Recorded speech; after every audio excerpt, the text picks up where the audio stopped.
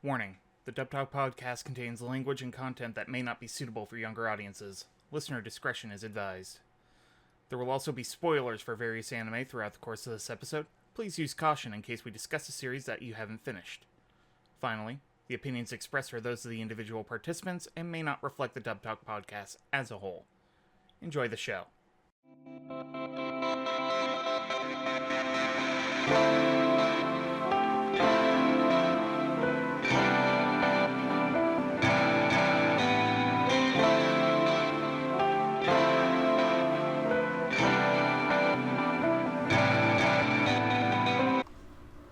Hello, and welcome to a brand new episode of Dub Talk, a show where a bunch of nerds get together, talk about the latest and greatest in English dubs and voiceover.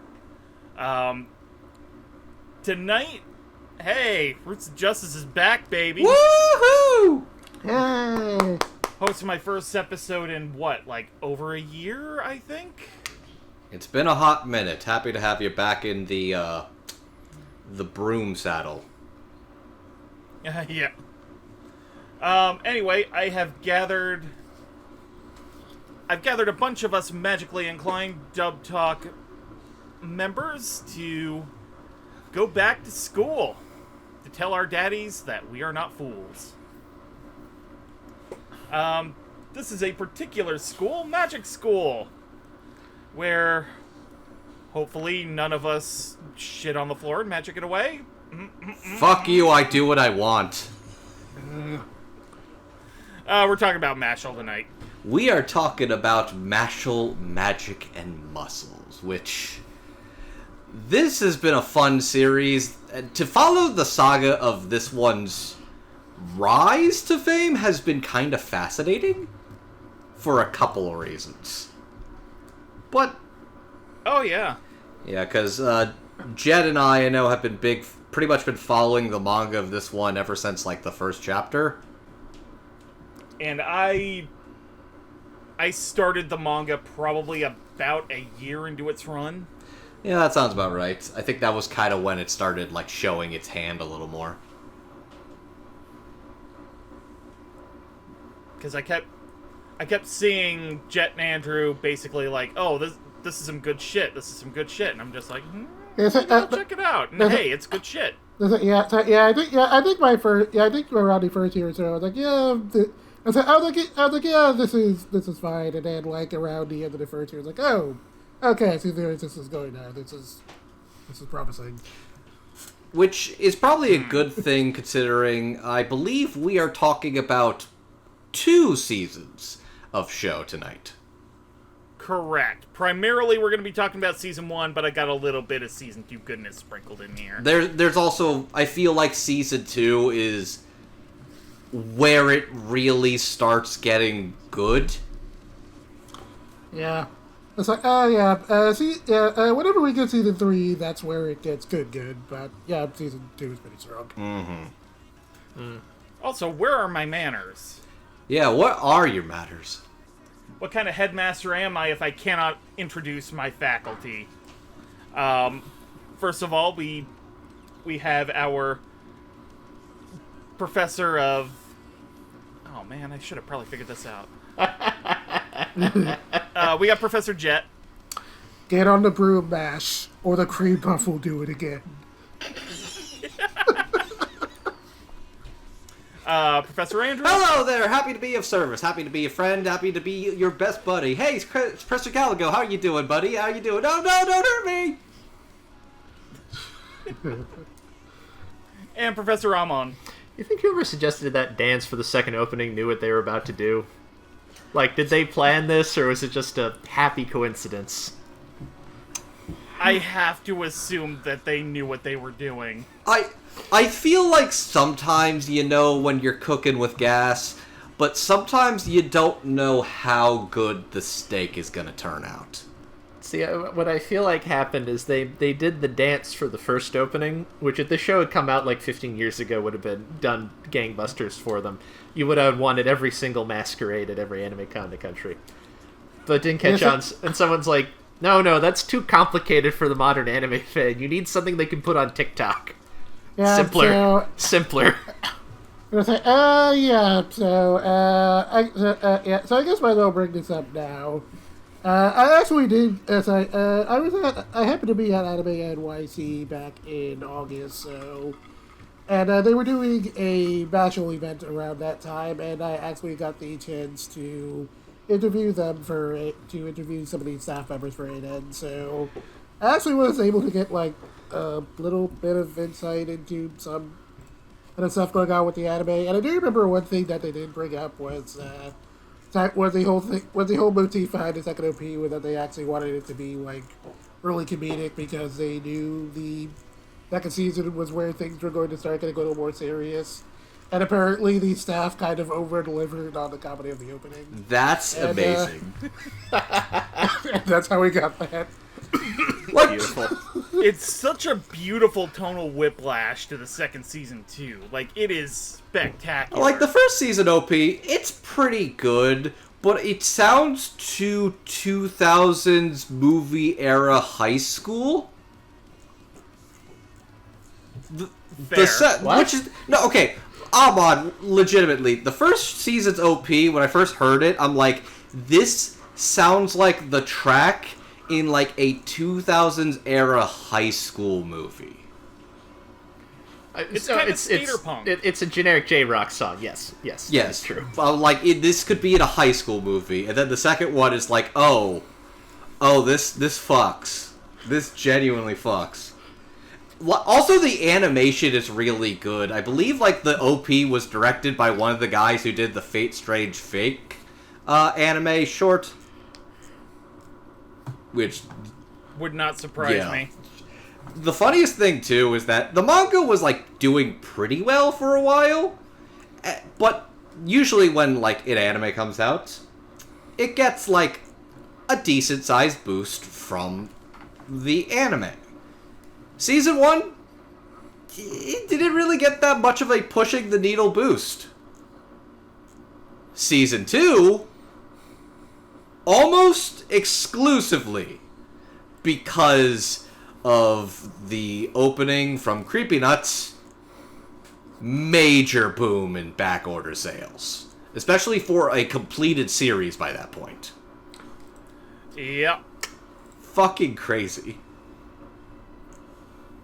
Because an important thing to note is by the time the anime came out, they had pretty much announced that manga's done. There was... Oh, it did... Okay.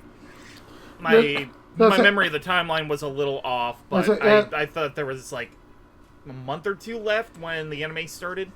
Yeah, I think the manga was, like, mostly done by the time the first season came out.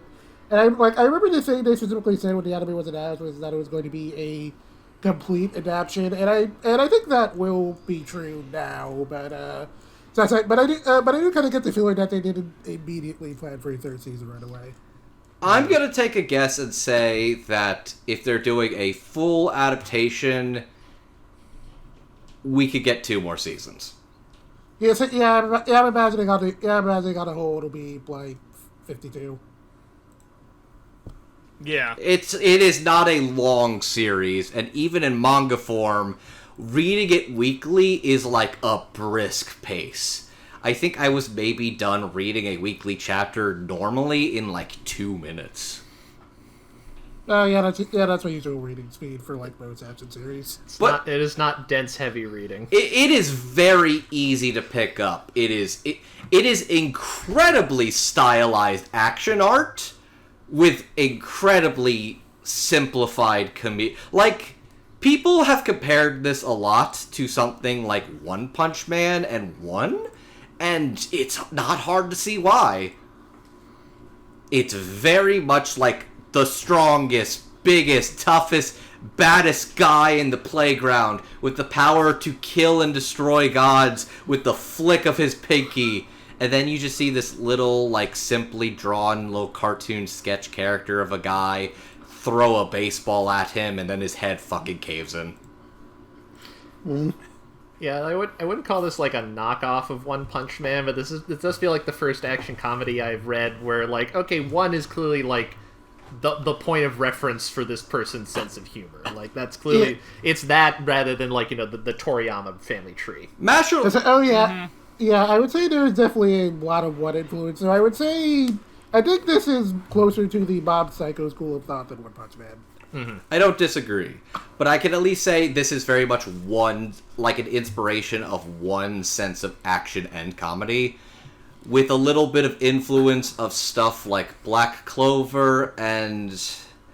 oh yeah, this reminded me. I actually was able to get one point of reference for a comedy series that Komodo was actually apparently a pretty big fan of. Is that the director? It's like, oh no, the original manga actually. Oh, okay. It's like, the director was able to tell me.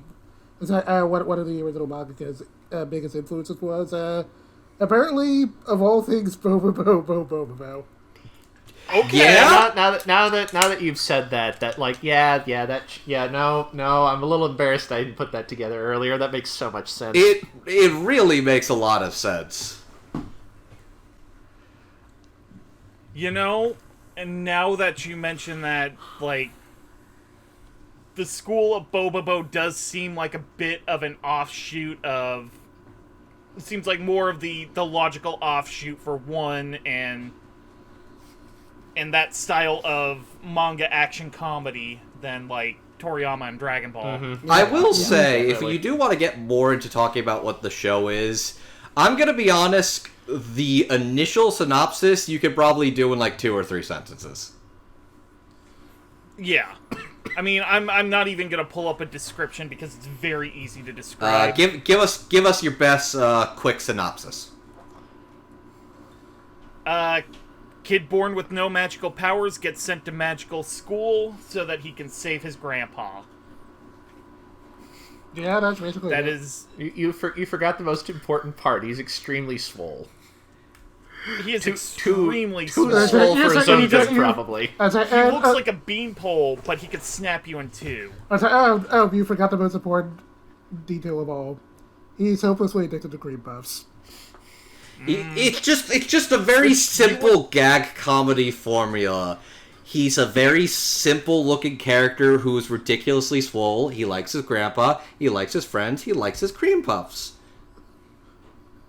Hijinks ensue. And also maybe overturning magical racism. Not to mention, he could kick you into a crater in the moon. It's like fun wacky hijinks. One Punch Man levels of escalation. What's this about? Fascism? So let's just... And it's not subtle about it either. It's so not subtle that it's sometimes just that level of, like, it's not that deep, dude. People are just going to be like... The literal fucking fascist cop that's trying to put this kid down looks exactly like Harry fucking Potter. Like, the writing's on the wall, and it's in crayon. It's like the pool joke, it's not that deep, but then you look down and you're like, where the fuck's the floor? It's a good thing that he can doggy paddle really, really fast. This is a fun show to talk about, but I'm also curious to talk about the dub of this one in particular. Yeah, so Aniplex did grace us with a dub for Mashle. And in fact, our dub staff is actually going to be really easy to talk about because for each season, the person who directed it also did the scripts. And we have 2 of these. One person worked on Season 1, the other worked on Season 2. So for Season 1, we have Alex Von David. And for Season 2, we have Jalen Cassell. Now, a couple interesting notes here. With Alex Von David, he was kind of known as, like, the old school Bang Zoom comedy guy, which I think is perfect here. Working on things like Konosuba. I was waiting on you, man. Okay, I didn't know if you were going through this credits. I'm not really going to go through credits, but I'm just going to kind of name a couple examples of things that might... And honestly...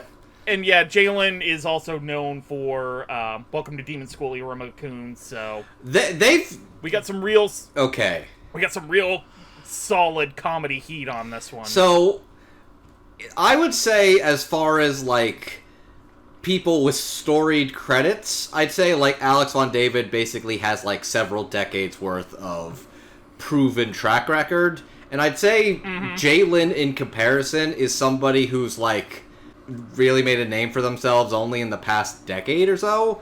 But I'd argue they are probably, like, one of the best comedy, like, ADR directors in LA right now. So, honestly... I mean, just look at what they were just announced as working on. Yeah. That was, like, yesterday. But, like, legitimately... I feel like when I first made predictions for this, I think Jalen was actually who I wanted from the start. So when I saw that they got announced for Season 2, I was like, oh, fuck yes. Okay. Not to discredit Alex Von David at all, because, my god, his work speaks for itself, too. This is a very silly show. And these people do a really good job at making it really cool and action-packed, while also making it as silly and goofy as it absolutely needs to. I also think the thing that makes it work is that different characters have different approaches. Because, like, there are characters that are hyper-deadly serious and take this world hyper-deadly seriously. And then there's a guy who's got a cream puff in his hand and he's like, oh, that's rough, buddy. Yeah. And the biggest thing is to make sure that all blends together. And I'd say both seasons it's very clear that it is like... It is taking the parts that need to be taken seriously, but the parts that they are allowed to go balls to the wall goofy and silly, oh boy, do they both nail it. Yeah, and it's great that you actually brought up the sort of... the kind of whiplash between characters, where on the one hand, a lot of the villains and secondary characters have these really dark backstories and motivations. And then meanwhile, the main quartet's out there skipping in the woods picking flowers. It's wonderful. I think I love the fact that it's just like, oh, there's the kid who's born with, like, the cursed magic eye, and he was nearly killed by his parents. And then there's also just, like, the one girl in the same squad where it's just like, I'm cute, I want everybody to think I'm cute. Okay, I give up now. Bye! I like the fact that, like, there are different roles in the show where it's like, okay, these are the actual tanks, and these are the speed wagons, and then there's MASH. Like, there's different roles for this type of stuff. And I love how it's like, okay, Finn and Love Cute, it's like, okay, you're your respective speed wagons. But then you've also got the dramatic characters who are sometimes silly when they need to be. And then you've just got, like, the irreverently goofy characters. Like, I like the fact that there's just sometimes where it's just, like, the very serious world of, like, okay, you're in Magic Congress. We are deciding your fate. Also, there's a kid with an afro here who's just kind of, like, screaming, oh my god! What is happening here? It's like, okay, buddy. The tone's all over the place, but it's charming enough to work. Yes. Because the show knows when to show them and when to fold them. Yeah, I remember at the event I went to, Alex E. was actually there, and he spoke a little about some of the work they did on the dub. One thing he actually mentioned in particular was that it was a little, was that one hurdle they kind of faced with the adaptation was kind of figuring out how to make a lot of the humor worked for American audiences because a lot of the humor is pretty Japanese-centered. And one thing he mentioned was that the producers actually gave them a lot of freedom with a lot of Mashle's comedic lines, and they kind of strove to strike a general balance between being funny and trying not to sound too modern with a lot of the character dialogue, and I think you can really feel that across the dub. Epic.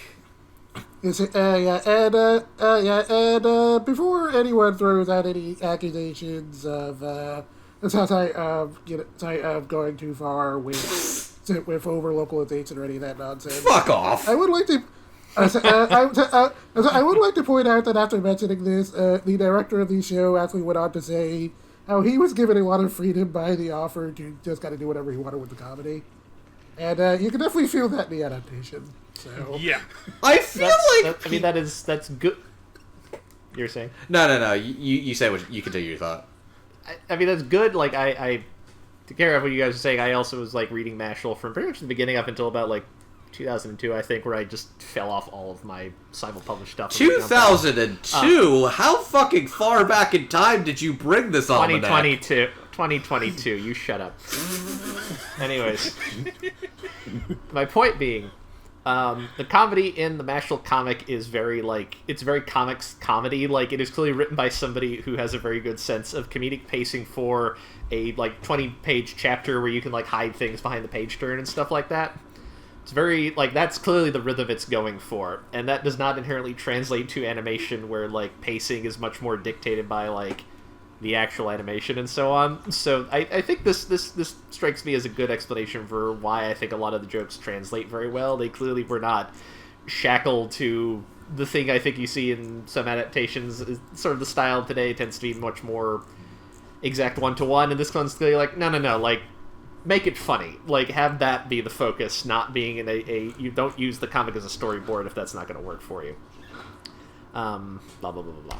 I also feel like people do not understand you already said it right now. The people that, let's see. If you can just say My Hero fans, that's fine. No. It's not fucking My Hero fans. No, I'm talking about the people where it's like, if you show a black woman, they can't jack off anymore. Oh, well, anti-woke idiots, yes. Yes, that's what I'm talking about. Like, My Hero fans, like, they're annoying, but they're not literally they're literally not harassing women or, like, female-presenting people on the internet who made one joke in a localization.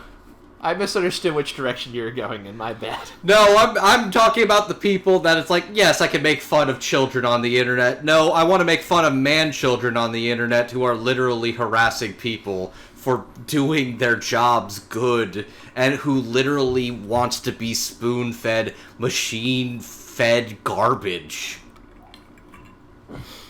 It's like, yeah, trust the people that make these stuff, because the people you genuinely assume are like, oh, we are trying to insert propaganda in your cartoons. It's like, buddy, nobody cares. There's no conspiracy. Just, like, these people trust other people to do the job well. If you trust people to do the job well, they will do a good job and make it funny. And guess what?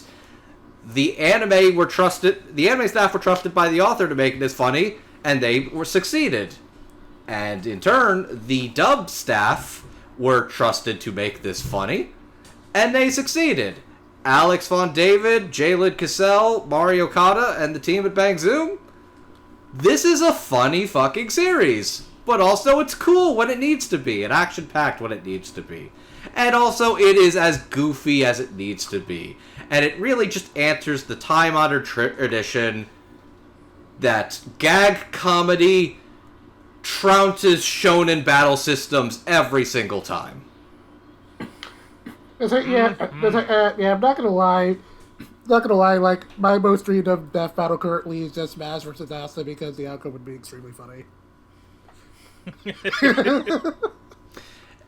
It would be funny. And they would just eat cream puffs together at the end. They would also just admire each other's muscles.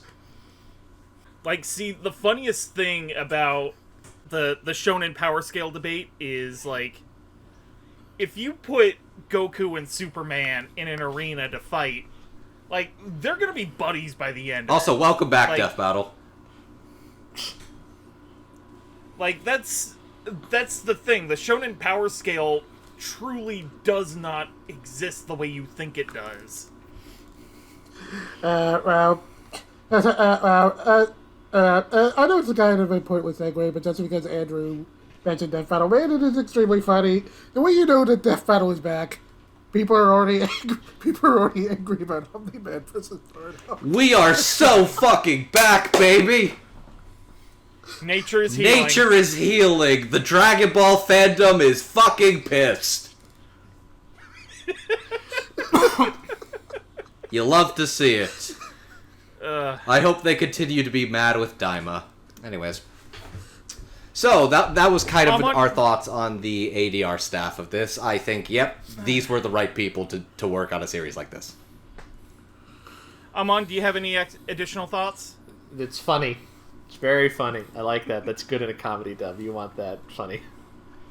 I think the only thing I note is when I was watching this, I almost never look at the credits of these things ahead of time. I didn't realize there had been like a director-writer switch between the two seasons, and I couldn't tell. So I think at the very least they did a good job containing overall quality and style. Like, transition was very smooth like that too. I'll say this. I believe at the time, Alex was busy with several other returning sequel projects and some other things in the works. I think he was pretty busy on a couple of things. I think he did a little bit of Delicious in Dungeon, and Blue Exorcist had a new season and all that. So that's probably why. But I'll be honest, swapping this off to the person that basically cemented the voice of the JoJo's Bizarre Adventure dub, kind of the perfect fit. Kind of the perfect fucking fit. Yeah. Also, you are right, I am extremely biased about the director of Iruma-kun, but you know what? That's legitimately one of my favorite dubs, and that is kind of like the right vibes for a series like this, too. Oh, yeah. Mm-hmm. Anyways, after you're done listening to what will potentially be a lengthy, rambly episode of the Dub Talk podcast, please go watch Welcome to Demon School Iruma-kun, or pick up the manga, or continue to support it, like I will, and we'll probably make Amon do at some point. Or, you know, if you want to be extremely based, go read the new series, Ichi the Witch. Oh my god, go read Ichi the Witch. It fucking owns so good. Oh my god. If you need another magic shonen thing, it's very good. It's very good. Alright. Alright, so now that we've gotten the crew of the show out of the way, let's go ahead and talk about some guys. Just some little guys. Just innocent men. They're just men. They're just innocent men. Anyway, these are sort of the odds and ends that I really wanted to talk about, but couldn't really find a group for them, so I just made them a group. That's the spirit.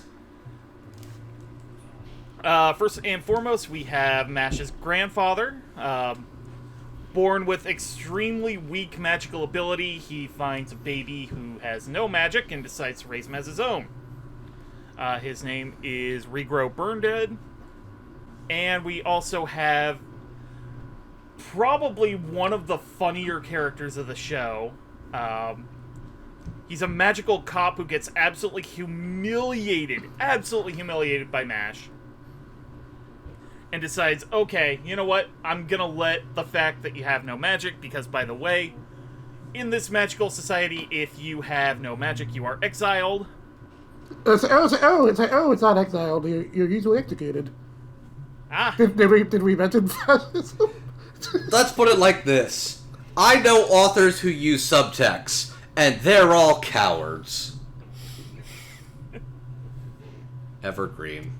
But basically, he makes the offer that, oh yeah, we'll let the fact that Mash has no magic slide if he can go to magical school and become sort of the cream of the crop. The divine visionary. So-called divine visionary of that particular year of school. If he can do that, I'll let all of that slide, and I won't let it leak that he has no magic, which I guess you would probably know by that point if he became a Divine Visionary, but whatever. We also have the narrator. He's here because we kind of wanted to just talk about the actor who plays the narrator. Yep. And you kind of also need context of the world and the characters within that world. So, playing the narrator, we have Greg Chun. As the magical cop Brad Coleman, we have Patrick Seitz.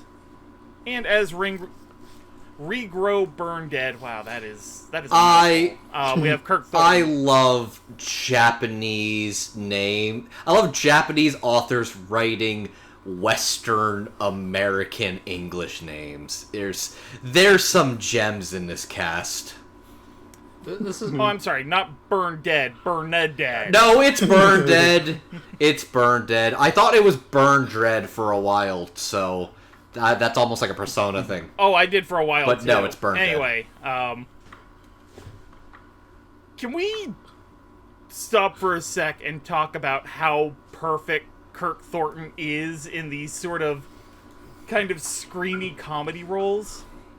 Like, even after, 30 years of him doing them? I'll be honest, the most fucked up thing to me about Kirk Thornton as Regrow is the fact that my brain is like, oh, come on. Kirk Thornton as the old man? He's not even that old. He's only 67 years old. Oh, God. Remember, kids, he's been doing voice acting longer than most of you have been alive. In fact, I'm pretty sure he's been doing it longer than I've been alive. No, I think I want to say the Samurai Champloo episode, I was looking up footage, like, seeing if I could find an interview of him to know what his actual voice sounds like, and I saw, like, a TV interview he did in, like, the 80s or something. Like, before he was even doing voice acting, he was just, like, a guy who acted, and it's like, God, you really have been around a lot longer than I thought you were. Oh, yeah, that's the part that fucked me up, is, like, my brain, I think I hear his voice, and I'm like, oh, come on, he's not that old, and then it's like, oh, shit, no, he's actually, like, about to hit 70. He has managed to build a career where he can play both, like, young and old dudes for basically the entire time, and it's not obvious which one he is at the moment. It's very And the craziest thing is he's still a very notable, famous actor who's getting noted this year for his work as Shadow the Hedgehog. I think the thing for me was always like, Kirk Thornton is like a little older than I thought he was. And then conversely, Barbara Goodson is younger than I thought she was. Barbara Goodson is just now hitting the age range where her voice makes sense. Crazy. But yeah, no, Kirk Thornton is delightful as the very sweet, goofy grandpa. He's a very silly character. Like, the grandfather and Brad... The funniest thing about Brad to me is that he's supposed to be, like, a villain, and, like, you would assume that the conflict is like, oh, I'm gonna hold your dad hostage until you fail my demands, and after a while, it's like, you just needed him, it's literally, this character exists for the setup of the story, and after a while, it's just like, what is your goal? I don't know, he's just kind of hanging out with Dad, and they're drinking coffee, and they're occasionally just like, wonder what Mash is up to. It is extremely funny, Brad Coleman's character trajectory from the first major antagonist of the series to basically Regrow's domestic partner. You're not wrong! You're very not wrong. It's just like, okay. And it's so funny that, like, they're trying to, like, hide in the, like, I look at them in the opening, and I think of them in, like, the all-black, like, theater outfit, and I'm like, oh, you're old theater gays, got it. Yeah. Like, they're the kinds that are basically getting into a heated debate about which Sondheim show is actually the cream of the crop. Look, if I don't get a scene in the final season when Mash becomes a Divine Visionary where Brad Coleman jumps up and applauds and it's just like, that's my boy, and gets the stink eye from Regrow, I'm gonna be mad. You know, Mash would just handle having two dads. I'm like, oh, that's nice. Good for you. Okay. He'll stare into. I'm gonna go get some cream puffs. He'll stare into the distance and think, I'll have to make more cream puffs next time I come home. I'll have to double my order. It's like, but real talk. Patrick Seitz is really good as Brad. I think he does do a pretty good job of getting across the whole corrupt cop thing pretty well in the first episode. And then just, kind of being a goofy guy for, like, the remainder. Really is funny that he just sort of sticks around. Like, sure, he makes a habit of going like, oh, well, like, I need Mass to succeed because if he succeeds, then I'll be famous for having this never or something like that. The funniest thing after a while is you realize the season, like, second season ends with it getting out that he has no magic. So, like, his actual role for being at Magic School was just like, oh, Brad just made him go there. And I was just like, I mean, I'm already here. Yeah. It's like, Brad's not like, oh, I'm gonna kill your grandpa, or, oh no, the secret's out, my career. He's just like, Ah, shit. Yeah. And then Kirk Thornton is Rager. I mean, it's a very Kirk Thornton role. He's pretty good at playing these kind of, like, wise old mentors at this point. And I think he does a pretty good job of getting that vibe across while also being really funny when he needs to, especially when he's kind of bouncing off of a wall out of Mash's really ridiculous antics. And I thought he also did Oh, go ahead. No, go ahead. I just want to say I also thought he did a really good job with Rager's whole surprisingly sad backstory in the first episode, and kind of doing a pretty good job of getting across how much regrets he had over like a lot of how his life went, and just how much meeting Mass kind of clearly changed him for the better. I gotta say, I'm kind of glad that that you brought up Bobobo in the beginning of the episode, because Kirk Thornton's performance as Regrow gave me a lot of Don Patch vibes. Yeah. Wow, that one takes me back. Holy shit. And also, there's not a lot to say about Greg Chun. I mean, Kadame Date. I mean Kaname Date as the narrator. It's just great. Greg Chun has a very, like, charming, like, authoritative but compelling voice. And I love how it's like he gets into it too, where it's like, you can do it, Mash. I believe in you. How will you get out of this one, Mash? It's like, it's got that level of, like, bountiness to it, where it's like, mostly it's in character, but it's, like, got the right level of, like, energetic whimsy, where it's like, how will our hero get out of this one this week? Find out on Rocky and Bullwinkle. That kind of stuff. Yeah, there definitely is a very kind of like a very good like reading this and story time energy to what Greg is doing that I think works really well here. And I think there's just enough fourth wall awareness of it where it's sort of the narrator is sort of able to acknowledge that both the world of Mashle exists, and he's sort of in a way interacting with it, but he's also interacting with you, the audience, in bringing that information to you. And it's I love that when narrators are able to do that. Mm-hmm. Yeah. Mm-hmm.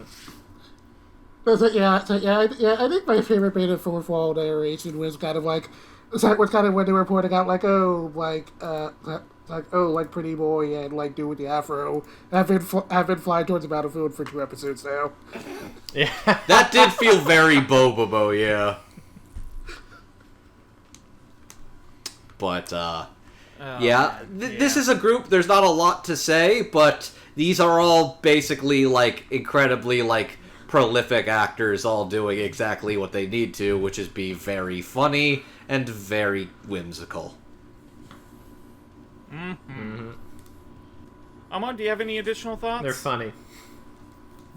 I'll be honest, I've watched the beginning of season 1 long enough ago that, like, I definitely remember these two, but aside from, like, Yeah, they're funny, and it's funny when it cuts back to them periodically and they're not really doing anything, and then it cuts back to the actual story.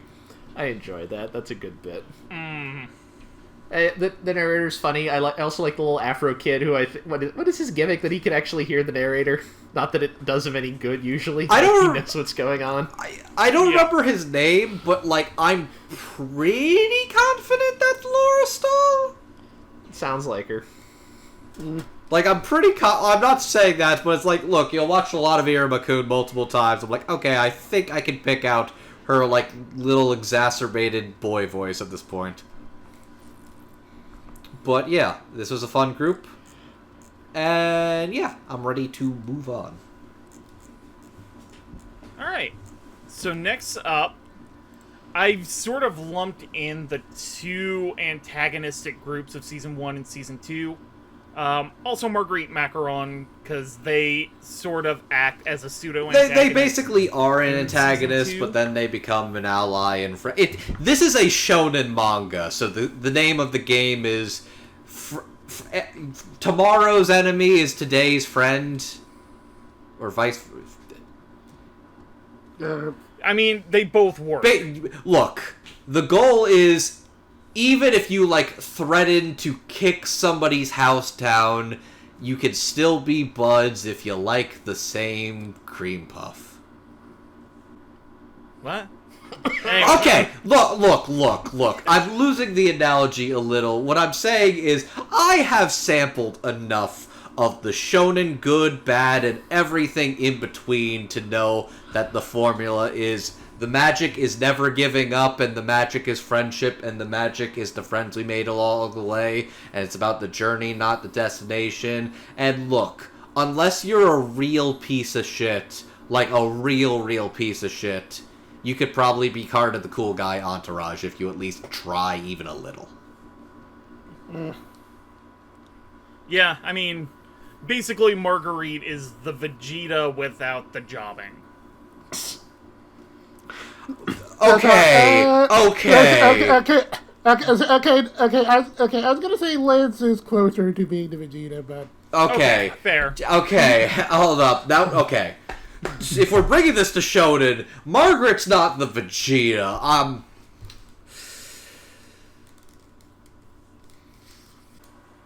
We should probably actually talk about Mashle again. What I'm saying is Margaret as a character is handled a lot more tactfully than respectfully than I genuinely ever would have expected.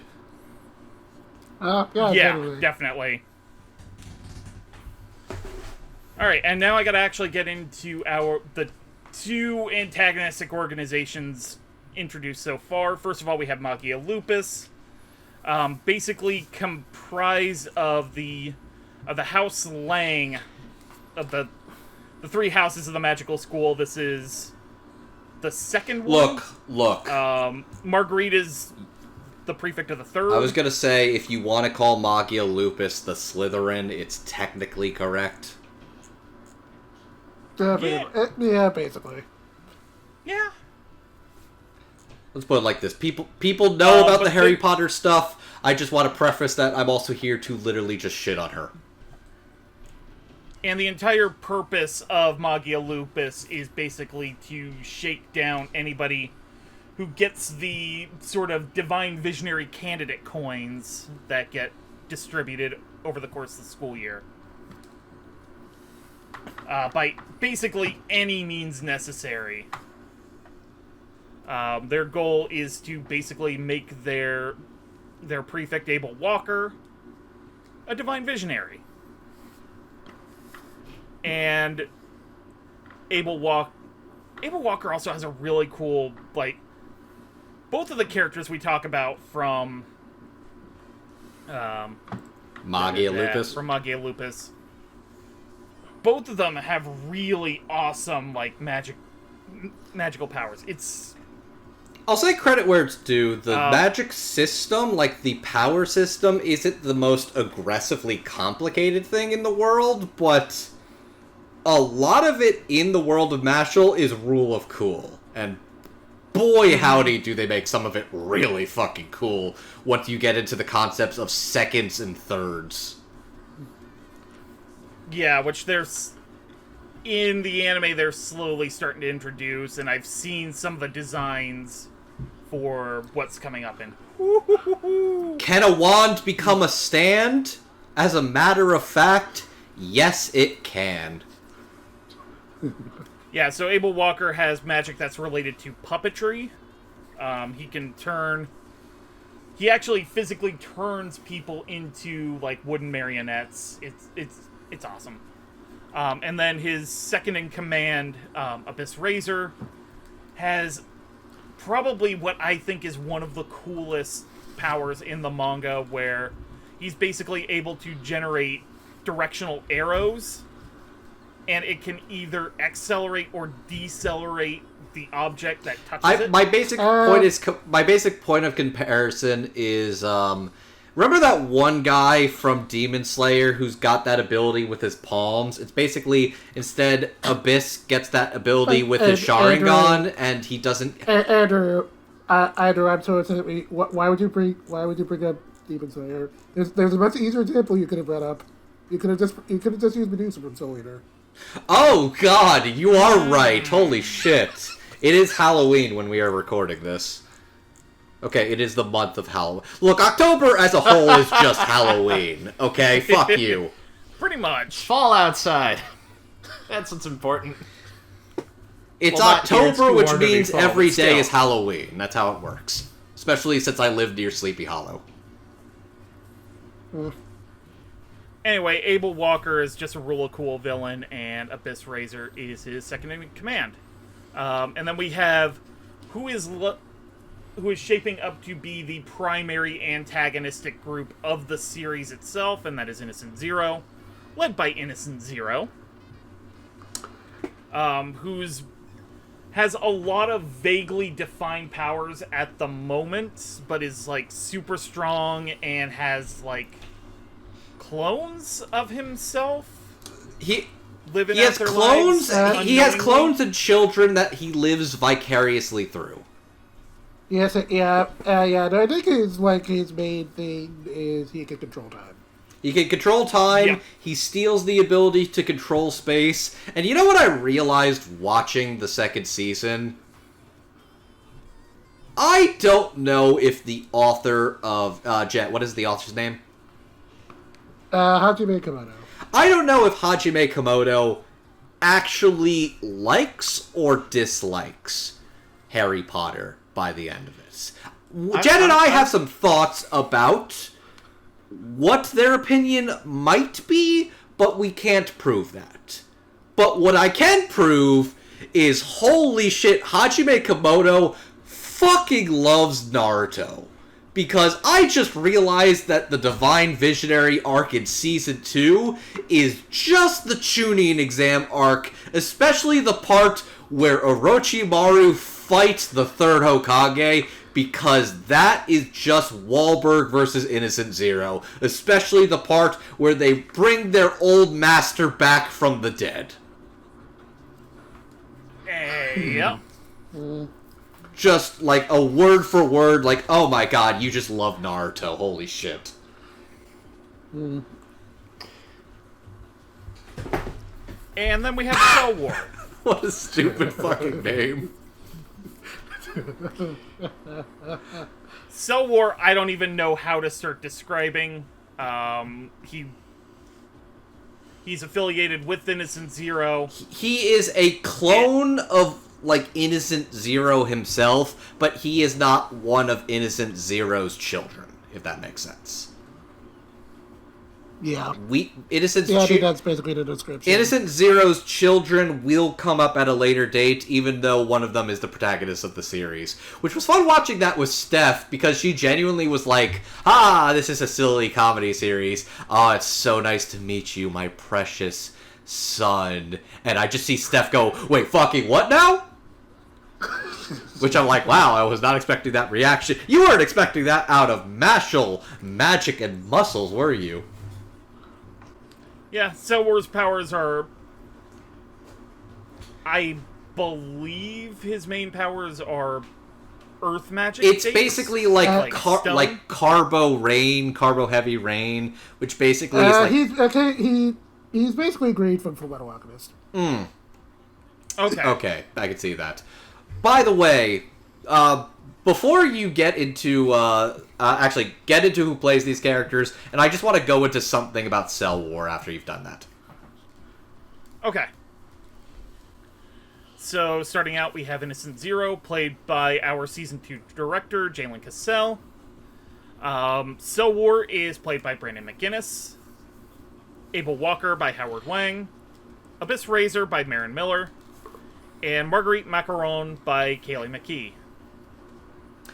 Okay, cool. So, I'm just going to start with Brandon McGinnis as Cell War, just because I need to talk about something that's bothered me for a long time.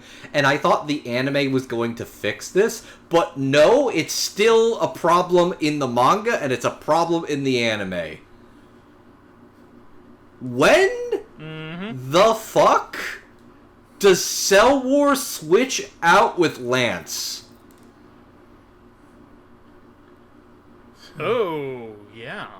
It is literally never shown and never explained what happens to Lance after his fight with one of the Magia Lupus guys. Yeah, that does kind of... He just shows up. Doesn't it? He just shows up at the start of the next arc, just totally fine. But it's like, did he knock out Lance? Did he kidnap Lance? Like, there was at one point I legitimately was like, did Lance even exist? Did you kill Lance? Did you kidnap Lance? It is never explained. It is literally never explained. It's just the big reveal that, like, you have, Rain is onto him, and it's like, you're not who you say you are. Who are you, really? And it's like, when does that happen? When did that happen? They never show it. They never explain it.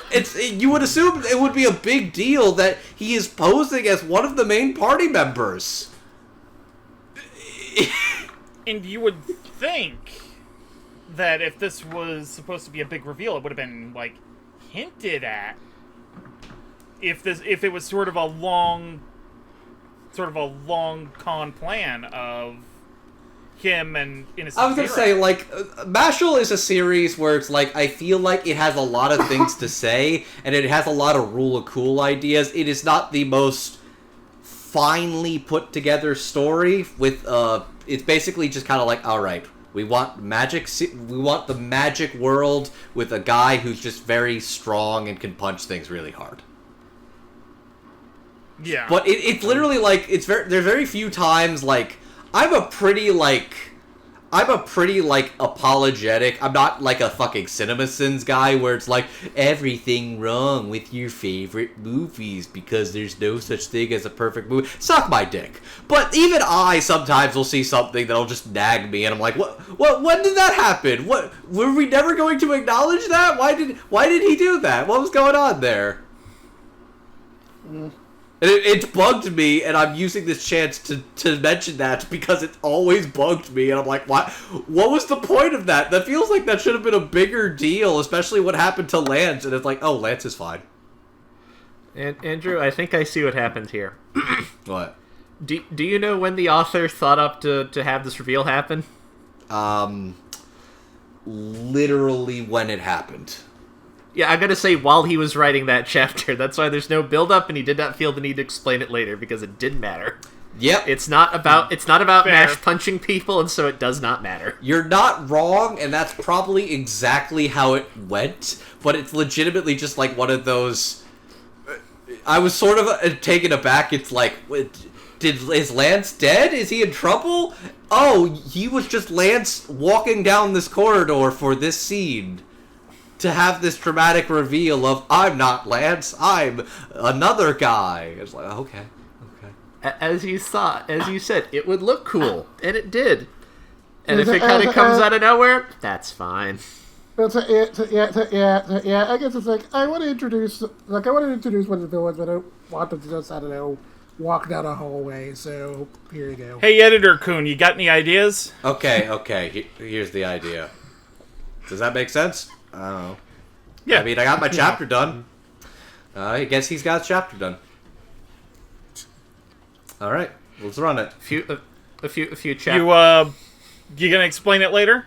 Maybe. No, it's like it's a few chapters later. Hey, should I explain what happened? And it's like, our audience of 10-year-olds is not going to care or give a shit. Don't worry about it. Let's put it like this. They're like not that picky. I'm not like, this isn't me saying, no, fuck Mashle, the continuity doesn't make sense. The continuity is that a guy can punch things really good because he could flex all his muscles and then pile drive somebody into the dirt with his cool muscle powers. Like, I get it, but it's just like, that's one of those, like, simple story things. Like, what? It's always, like, bothered me, because I was like, how did we get here to there? It's, okay. Anyways, this is my way of saying, hey, I really like Brandon McGinnis. They are really good at being this very cool, little schmarmy piece of shit. It's basically what if his Dr. Stone character was actually evil. Yeah. I can actually see that. I also very much enjoy that, like, the fun of a series like Mashle is watching... Okay. Remember Guardians of the Galaxy? Sure. Mm-hmm. One of the best moments in Guardians of the Galaxy is when the very super serious destroyer of worlds is basically like, ha-ha! Your world is doomed! You will kneel before me! Ooh, child, things are gonna get easier. Ooh, child. And, like, literally, like, Lee Pace, the fucking dramatic actor working his ass off, literally breaks character for a moment, and it's just like, what are you doing? What are you doing that?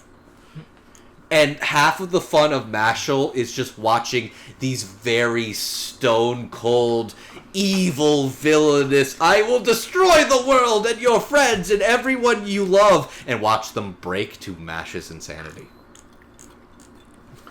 Yeah. And Brandon does a really good job with that in Season 2, where it's like, do you not remember me? Really? Oh no, Andrew, not only do they break down with some of the most beautiful face shrunken into head art I've seen in a manga. It's so good. But yeah, no, Brandon's got all the screams and the passion and the confusion down, which is just, it's just so good. Yeah. Yeah, Brandon's really fun here. Just really good, really good stormy energy. Does a really good job bouncing off of Mash's antics, especially in the second season. Like, you mentioned the whole, like, you don't remember me bit. That whole song was really funny. I also enjoy the dream sequence where it's like, I got them! And then they're just literally like, cream puff party... Cream puff party, cream puff party, and it's like, oh god, what's going on? And it's like, literally, in this whole sequence, is just Mash just fucking choked them out so hard and gave them a whole, like, dream sequence. Yeah, I'm not gonna say that Mash as a whole has, like, perfect fight logic, but I really do appreciate that Mash's victories are always just like him just doing some really mundane action. Hey, we need Mash to go up against a guy whose literally his power is to put all of his damage onto you. How is he gonna win? Tennis. Tennis. Yeah. It's beautiful. It's genuinely beautiful. I don't. If you want, we can probably switch over to the Magia Lupus guys if you want, because I think they're also pretty interesting too. Yeah. Yeah. I think Power did a really good job as Abel. Just like really good kind of stuffy villain energy. Definitely.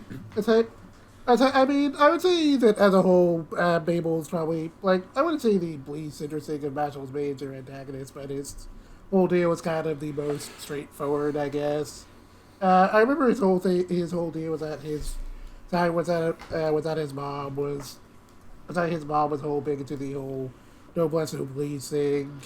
He's Gara. Back to the poor. Yeah. Oh, it just hit me. I'm like, oh, he's the Gaara. Yeah, that makes Holy perfect shit, sense. this really is Naruto with magic. Dude, I fucking told you! Like, I'm literally like, does he like Harry Potter? I don't know. He makes Harry Potter a piece of shit. But he really loves Naruto. Oh my goodness.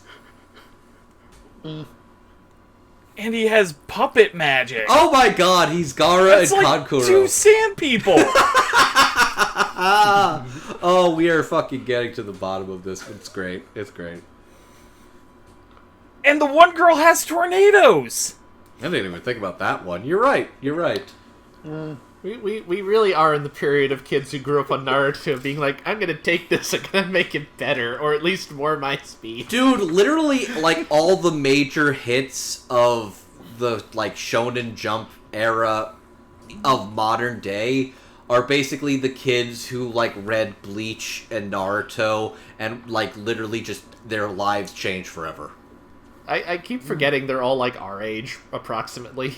Oh, it's even worse when Yep. you remember Kagurabachi is, like, probably younger than everyone in this call right now.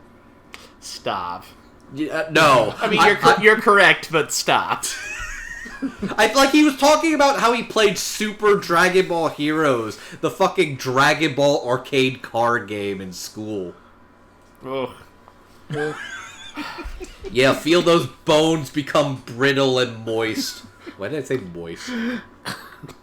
But yeah, I thought Howard was really good as able. Again, really good job of getting across the whole something full of energy. I thought he did a pretty good job with the whole backstory there. And then Baron as Abyss was definitely really interesting. Dude, what the really liked the fuck? performance, Yeah. And definitely really interesting vocal evolution. I think that was something that they themselves pointed out over the course of the season. Dude, one of the craziest things that Marin posted to me was their character Enkidu. Enkidu in Fate Grand Order Babylonia compared to Enkidu in Fate Strange Fate. It's... Dude, fucking testosterone shit is crazy. On God. Fucking more power to you, Marin. Holy shit, your evolution's come a long way. And genuinely, they sound incredible as Abyss. They sound like a really good, like, impressive, edgy boy trying to do his best for his best boy with the tragic backstory, but also gets to be really cool and silly, too. Because Season 2 opens with, he doesn't talk to girls well, so he's just kind of like the cool, my parents tried to kill me for having a cursed eye, and then he's just like, now that he's friends, he gets to be a silly Billy. I'm surprised you compared Abel to Gaara, because if anything, that's kind of who Abyss is. Okay, look. They're all the sand ninja, okay? Okay.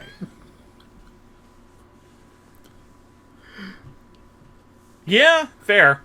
Magia Lupus are the sand ninja, confirmed. Okay. And we have already mentioned how innocent Zero is just Orochimaru. Including the fact that he is an immortal entity that is basically looks younger than he actually is because he's trying to retain his youth forever and has all sorts of experiments and clones, and oh my god, he is Orochimaru. There's And I got a little bit of Orochimaru, a little bit of he who shall not be named, I guess. Do you mean Moldy Fort? Pretty much. Look, it's pretty odd. The fact that literally at one point he is a pale, bald man with no face when he's like fucking like Lego blocking his face. Like, yeah, they're not hiding what they're going for there. Yeah, I mean, not to mention that his whole plan kind of involves having a bunch of body doubles, so yeah, it's multi-fort. It's basically like, it's a bit of Orochimaru, it's a bit of Moldy Fort. I mean, yes, when you think about it, yes, all his children are basically Horcruxes. That makes sense. And I gotta say, since we haven't said anything about the actual performance of Innocent Zero yet, like, there's not a lot of true meat to the character yet. Oh my god. But holy shit, Jalen killed her. my god, Jalen. Jalen's good at a lot of things. I think this is the first time I've heard Jalen in particular be a really good, sinister villain. Genuinely, sickeningly cold, calculating, maniacal villain. And my god, they absolutely own it. They've got all the energy there, too. And just because we're not talking about them for this section, I want to shout out Jalen in particular for a couple of casting choices for some of the other guys in Innocent Zero. I mentioned Jalen Cassell is the person that basically gave the JoJo's Bizarre Adventure dub its voice. Both figuratively and literally. Sitter Baby, the character that turns people into babies, is played by John Allen, who, if you remember, in JoJo's Bizarre Adventure Stardust Crusaders, plays a character named Alessi, who turns Polnareff into a little kid and de-ages him until he's basically a baby, only losing because baby Jotaro can still whip his fucking ass. They cast the character that turns people into babies as the other JoJo character who can turn people into babies. Beautiful. That's fucking brilliant. I hope that was intentional. And if it's a happy accident, that's even funnier. That's beautiful. Fun thing. The staff actually mentioned that was one of their favorite bits. So. It's such a stupid bit, and I love how in the dub it's just fucking Dot and Lance just going ba ba ba ba ba ba ba ba ba ba ba ba ba ba ba ba. That does feel like a fucking Bobobo bit. Holy shit! I'm even saying ba ba ba ba ba ba ba. I mean, it sounds like Bobobo bo bo bo bo. But yeah, going back to Jalen, this is definitely interesting. Not really used to him playing villains. The only other major villain point of reference I have for him is that one dude he played in Fate Grand Order, and literally the only reason I remember that was because he uttered the line, I'm here to destroy 2016. Oh boy. I forgot about that.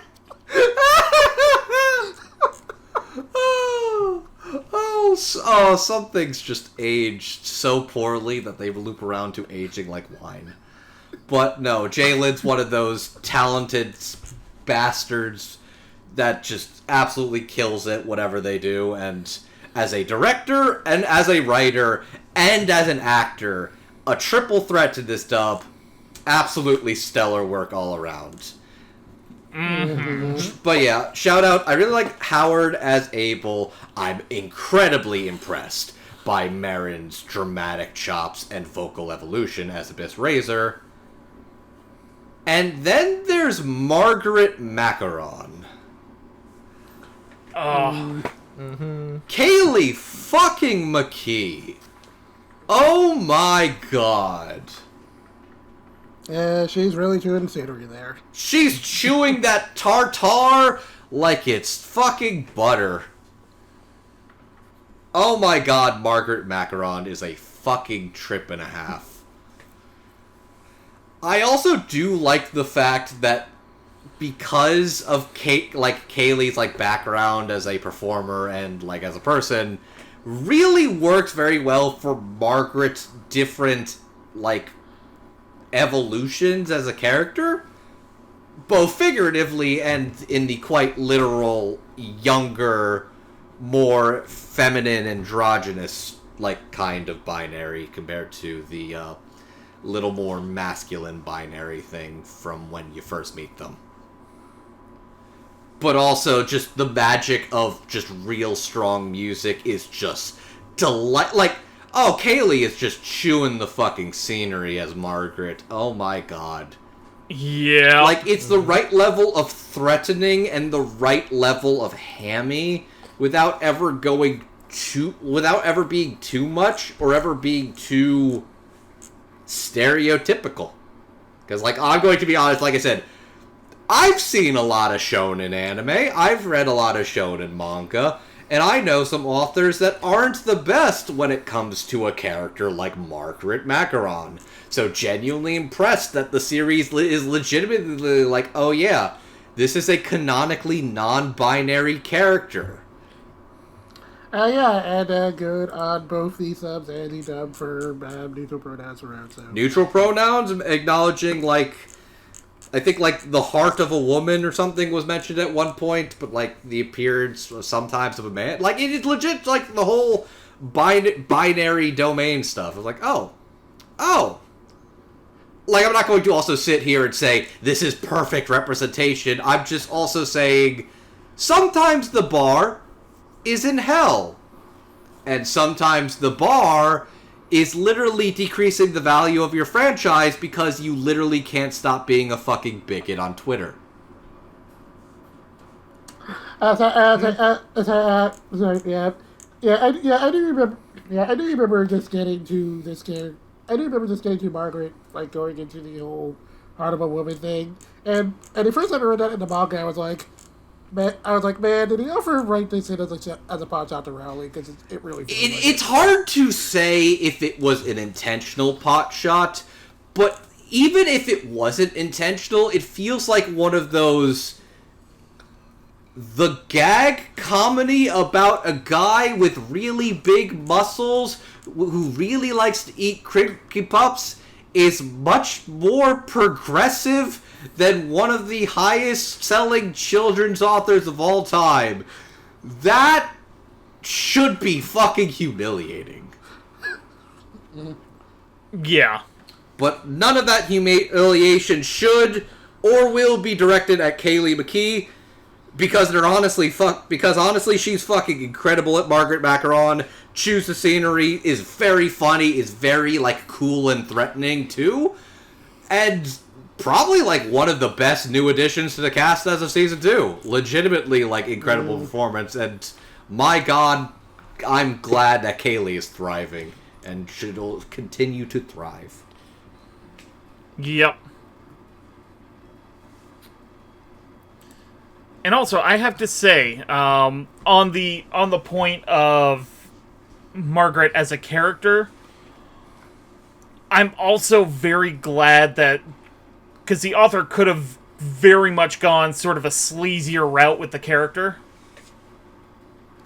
I'm super glad that Marguerite is a lot more grounded than I expected them to be. Grounded in a world where you can ride on brooms. Yep. And also that, I know we haven't touched much on it because there's really not a whole ton of need to, but their power set is absolutely badass. Probably one of the most badass power sets of what has been adapted in the anime so far. I feel like like I said, the Mashle power system is not, like, the most complicated thing, but it's really fucking cool and actually genuinely creative. Like, it goes to, like, near, like, Final Fantasy level of summons when you get to some of the insane shit that those chosen by the wands can get. We're not talking about, like, Griffin Puato's character, who stabs himself and, like, gives others energy, but his fucking, like, nurse stand that turns into, like, a demonic angel is so fucking cool as a design. Yes. And he gets his ass beat because Mash is really good at tennis. Like, this is a series of so many things that shouldn't work, but it does. And all of the characters in this section, including all of their performers that play them, absolutely work splendidly. Yeah. Amon, any additional thoughts? Not anything I don't think that got brought up already. Other than, like, Kaylee is probably my favorite performance out of all these, just because Marguerite's just a fucking laugh riot. Yeah. Just what a horrifying goofball. Love that guy. All right. Anyways. So next up, we have a group that's primarily introduced in the second season. This is the group who has already been promoted to the level of Divine Visionary. First and foremost, we have Wahlberg Baigan, who is, as of where we are in the anime, the headmaster of the Eastern Magic Academy, where everything is taking place. He's also he's aware of and has turned a blind eye to the fact that Mash has no magic, and is basically encouraging him to actually go for the level of Divine Visionary. Also, basically, like, you can learn upon my mistakes and teach them to accept you when I couldn't fix that. Where my master couldn't fix that. We have Rain Ames, who is a Divine Visionary introduced in the first season. The brother of one Finn Ames. Yep. He's the older brother of one of the main quartet. Actually, I think it's quintet by this point. It is quintet, but my one criticism with the series is it doesn't always remember that. We'll get to that. Yeah.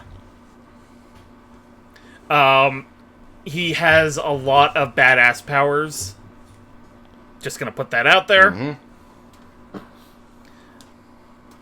And here comes the fun one. Order Muddy. Order Model.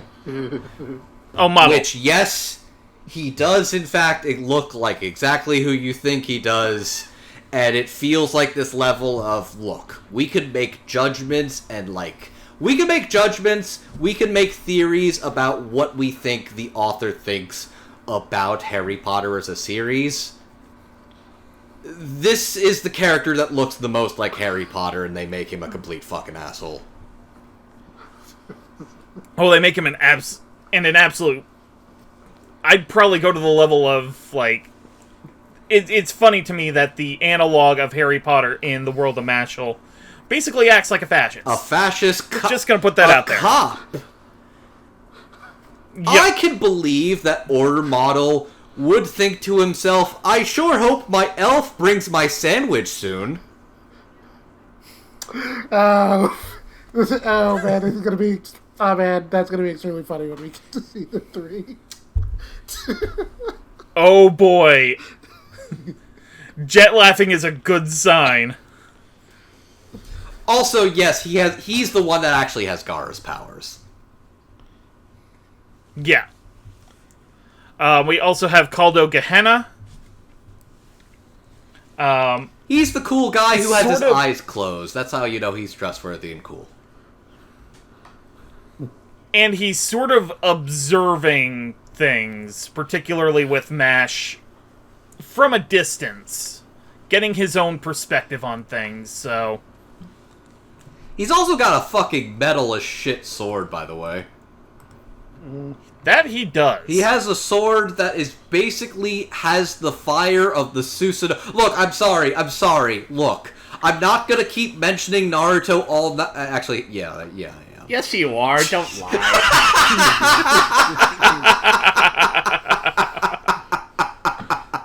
Look, I could lie to you and say that I'm not thinking of somebody else while I'm with you right now, but you remind me a lot of her, and I called out your name while I was watching you in bed. It's not Christ, personal. Andrew. Andrew, don't piss on our heads and tell us it's raining.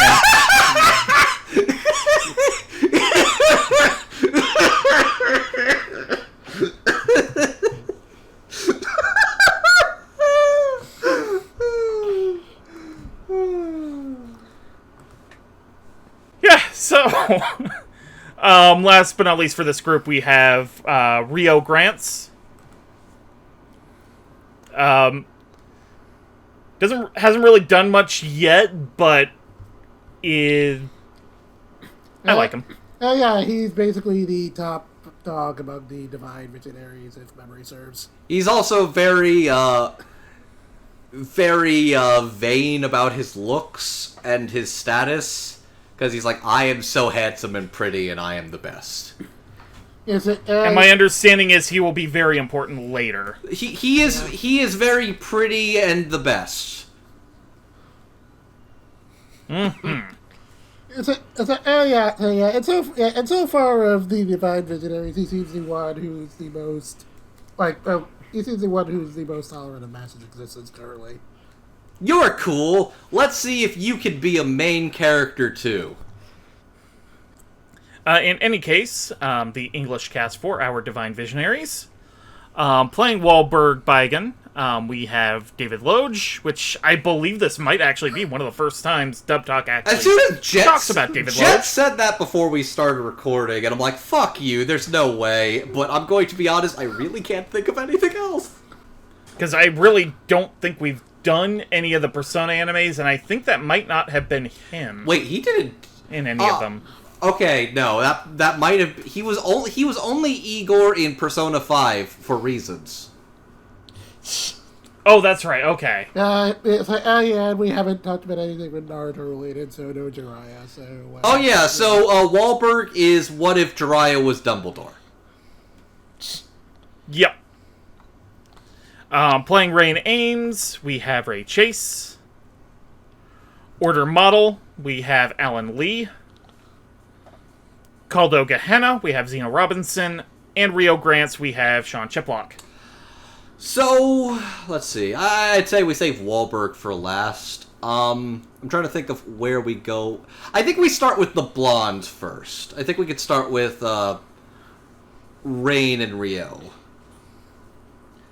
Okay. I like Ray Chase as the very serious little guy who's like, I believe in you and I think you can actually do stuff, but you gotta work with me. Like, he doesn't feel like he would be a very, like, supporting character, but he's actually, like, genuinely, like, pretty strong and, like, pretty much, like, respects Wahlberg a lot. And he's willing to watch from the shadows to make sure MASH gets stuff done.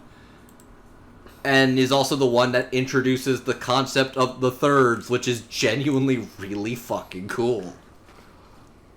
Yeah. It's literally just like, okay, everybody in this universe has a line on their face signifying the amount of power they have. Some people have one line, some people have two lines. But if you're really fucking cool, when you unleash your true power, you get the third line that cracks on your face, and you get the power to summon a literal god hiding in your wand. Like, does that make sense? Who fucking cares? That shit's baller, and that makes some killer spreads. And every character who gets one basically looks like they have a stand. They basically... So that is... literal magic wand stands.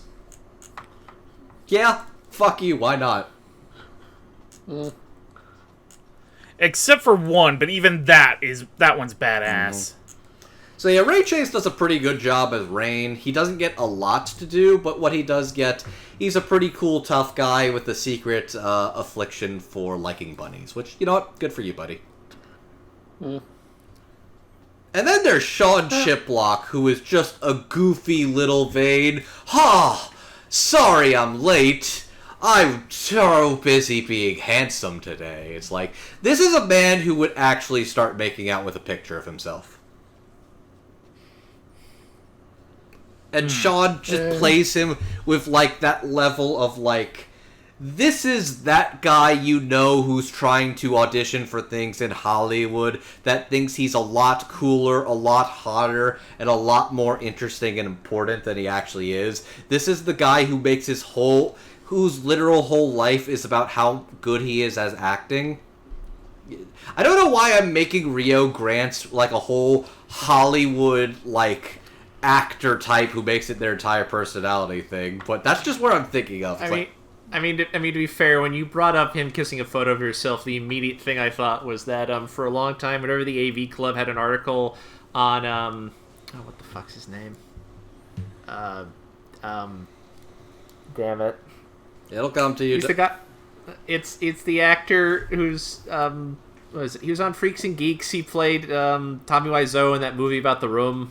Oh, kind of a dirtbag. James Franco? Yeah, whenever they were doing an article about James Franco, their stock photo was a photo of him kissing his own reflection, and that's immediately what my brain went to. And like, yeah, that is very James Franco now that I tracks. think about it. Yeah.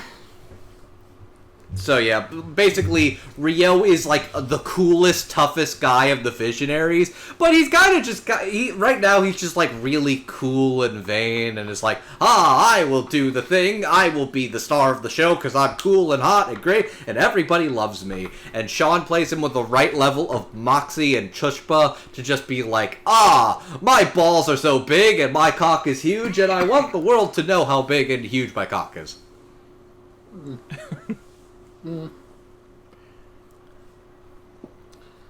Yeah, I really do like the level of energy John brings to that. Just really, that's does a really good job of being pretty pompous and theatrical, like you said. Just real clear. Thinks he's the main character energy.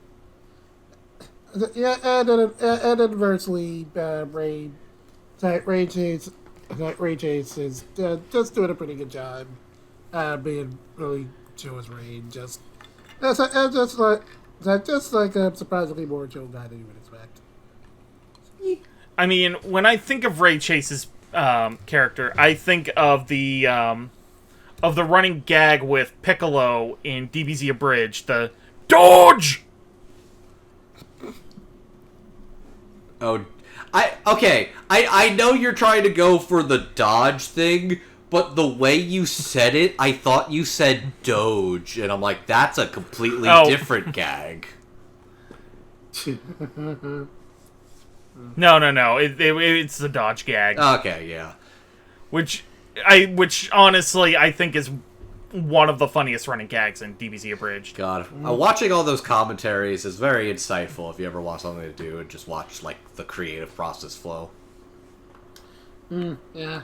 And then Zeno as Caldo is it's a pretty fun performance, and definitely not used to hearing Zeno do these kind of, like, not even necessarily shifty, I guess, just sort of like Zeno is his good. character is a sly fox. Zeno is good at a lot of things, but I feel like he doesn't usually get to play characters that aren't always so open, if that makes sense. Ironically enough, the closest I can even think of is, like, maybe Hawks. Yeah, let's say, man, I had a curse thought. I feel like in another life, I could have easily imagined this character being played by a certain disgraced voice actor. Okay, no, you kid. Okay. Look. I don't like how right you are. That's where I'm at right now. I keep saying look. I can't say you're wrong. That doesn't mean I have to like it, which just means I'm gonna click my tongue, shake my head, and be disappointed in you. Even though I know you're right, I just hate it. Stop bringing up inconveniently correct facts. It's rude. Just because you're correct doesn't mean you're not a bitch. Anyways, love you, buddy. But no, like, legitimately, like, I'm thinking of, like, shifty characters Zeno's played. I probably think, like, Hawks, and actually maybe Vanitas, now I think about it. But, yeah, it's like, he's not really, like, a malicious character, but he's very much, like, he's a little shifty, and he's not quite, you're never quite sure what he's, got his allegiances going. Alright, I'll make one reference to Bleach tonight. You get one free one, Bleach fans. He looks like Geen. He's got the Geen thing. That's just because his eyes are closed and his hair is white. Because yes, it's not always that deep, Amon. Sometimes it's a surface level comparison of he looks like that guy from that other anime. It's not always that deep. And he also has that smile to him, too. Yeah. And you know, honestly, that is a good comparison, because he also has that sort of sly fox personality that's kind of hiding the fact that he may not be as antagonistic toward the protagonist as you assume. Yes, but unlike Bleach, I like Mashle. I don't know why I'm being so antagonistic tonight. Okay, I know why I'm being antagonistic. One was a very deserving target that continues to deserve pot shots and ridicule and, like, vitriol from the entire world. The other one's not really fair, but also, like, I don't know, some of you Bleach fans are getting a little too big for your britches, you know what I'm saying?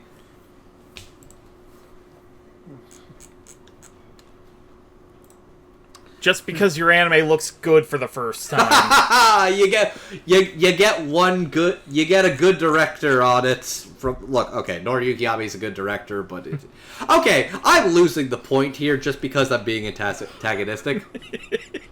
My point is Zeno Robinson. What? Are you still mad your door's broken?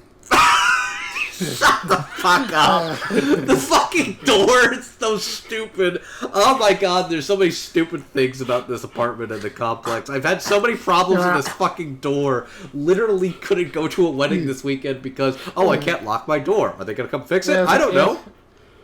Yeah. Anyway, going into order battle here. I'm not gonna lie. Some part of me really did want them to do the really funny casting choice that they could have made. That being said, I know exactly which one you're mentioning. I'm not going to bring it up myself, but I was also thinking it too. That being said, Alan Lee is a real interesting actor, and I think this is probably like one of the meaner, deeper characters I think I've heard him play in an anime. Oh, absolutely. Because, like, Alan Lee is, like, a character actor who's got, like, a lot of, like, charm and, like, good acting chops. Usually I see him in a lot more, like, comedic or, like, more lighthearted characters. Or sometimes you see ones that, like, have a little bit of both. Edamame from Great Pretender is still one of my all-time favorites of his. But, like, yeah, Order Model is just kind of, like, a very antagonistic piece of shit to MASH, and it's like, you don't have magic, you don't deserve to exist in this world, you don't deserve rights, you don't deserve freedoms, you don't deserve to breathe my air. And that's not even exaggeration or hyperbole, that's just the text. I mean, those are basically almost all entirely things he just says. He's basically saying every nasty word, everything nasty and vitriolic he can to MASH without calling him literal slurs.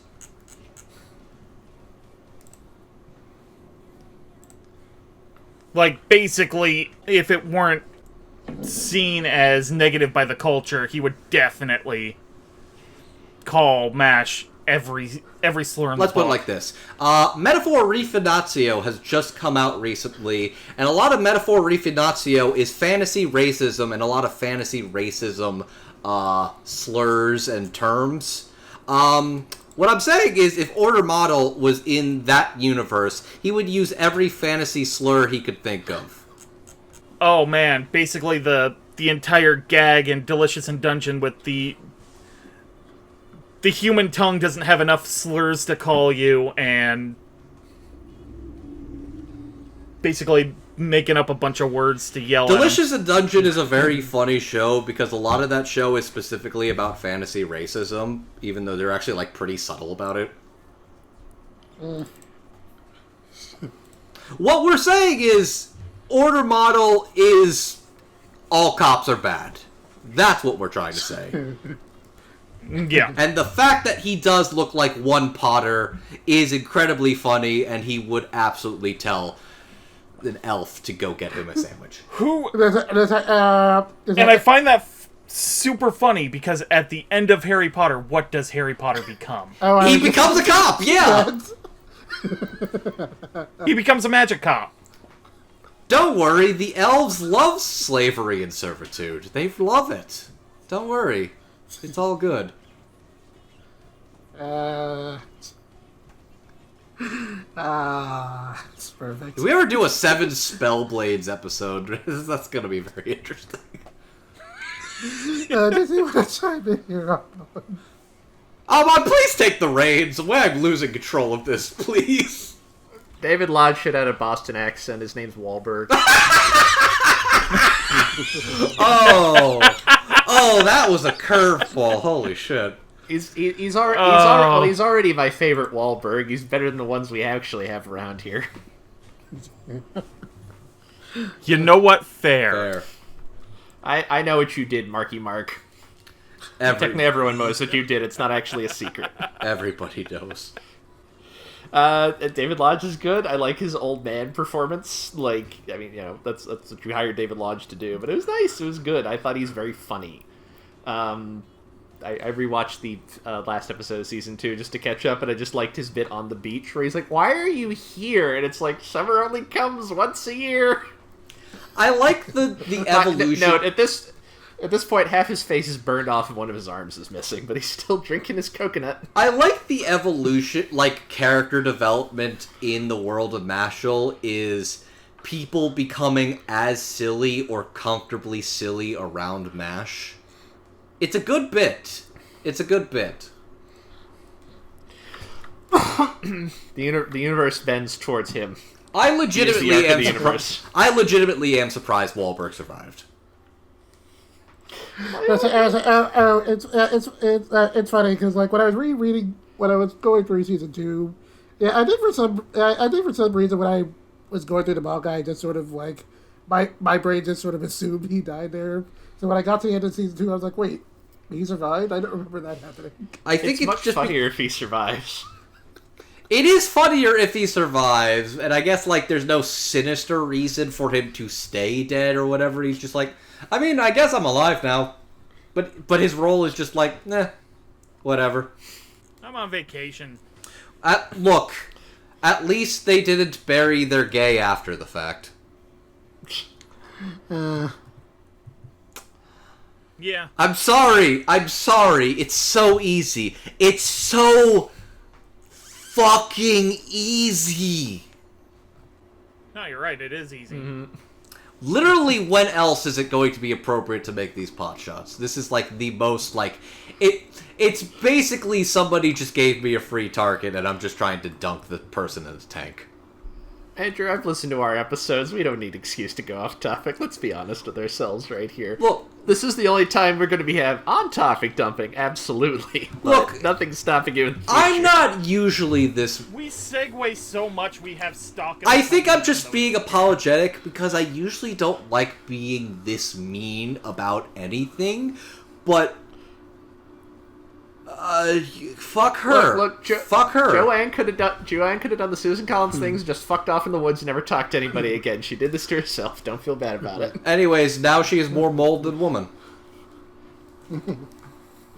Anyways, yeah, no, David Lodge is pretty fun as Wahlberg. I think he's very. He's also really cool as Wahlberg, which. Also, I didn't get to shout this out earlier. What is the character's name? Because remember I mentioned the fact that they revive his dead master. I'm not talking about Adam Jobs, which, by the way, I love that his name is Adam Jobs. That's beautiful. To which, shout out to Keith Silverstein. Keith Silverstein, where, like, I love the fact that it's like, okay, this is a very dramatic moment, but also this is a weird universe where it's like, okay, how is this guy gonna get him out of his room? Hey, did you know that, like, giraffes can't run too fast? Come to school. Hey, did you know that cows can't go downstairs even though they could go up the stairs? Come to school. It's like he just keeps giving him animal facts. I'm like, that's very funny and silly. Also, we didn't talk about AJ Beckles. Holy fuck. Yeah, I was wondering when we would kind of get to mention... I was going to mention him because he has a fight with Wahlberg as the weird necromancer guy from prison, and I have never heard AJ Beckle be that deliciously, villainously hammy and, like, screechy. Literally never heard him do that before. That's crazy. Love that for him. Yep. Love that for him. Love that for all these people. No, yeah, this is all a bunch of welcome additions to the ensemble. I think, like, these are the most important visionaries throughout the series as it goes. Like, they introduce a couple other characters, but these are the most relevant visionaries in the series. And they're pretty cool characters, and I think Ray, Alan, Zeno, and Sean all did excellent jobs playing these personalities perfectly, and David, I can't believe this is the first time we're talking about David Lodge in the show. I believe it, but I still can't believe it. Hopefully not the last. He's real good. Yeah, I think we maybe mentioned him in passing in the Somnium Files because he plays a bunch of like bit characters in that.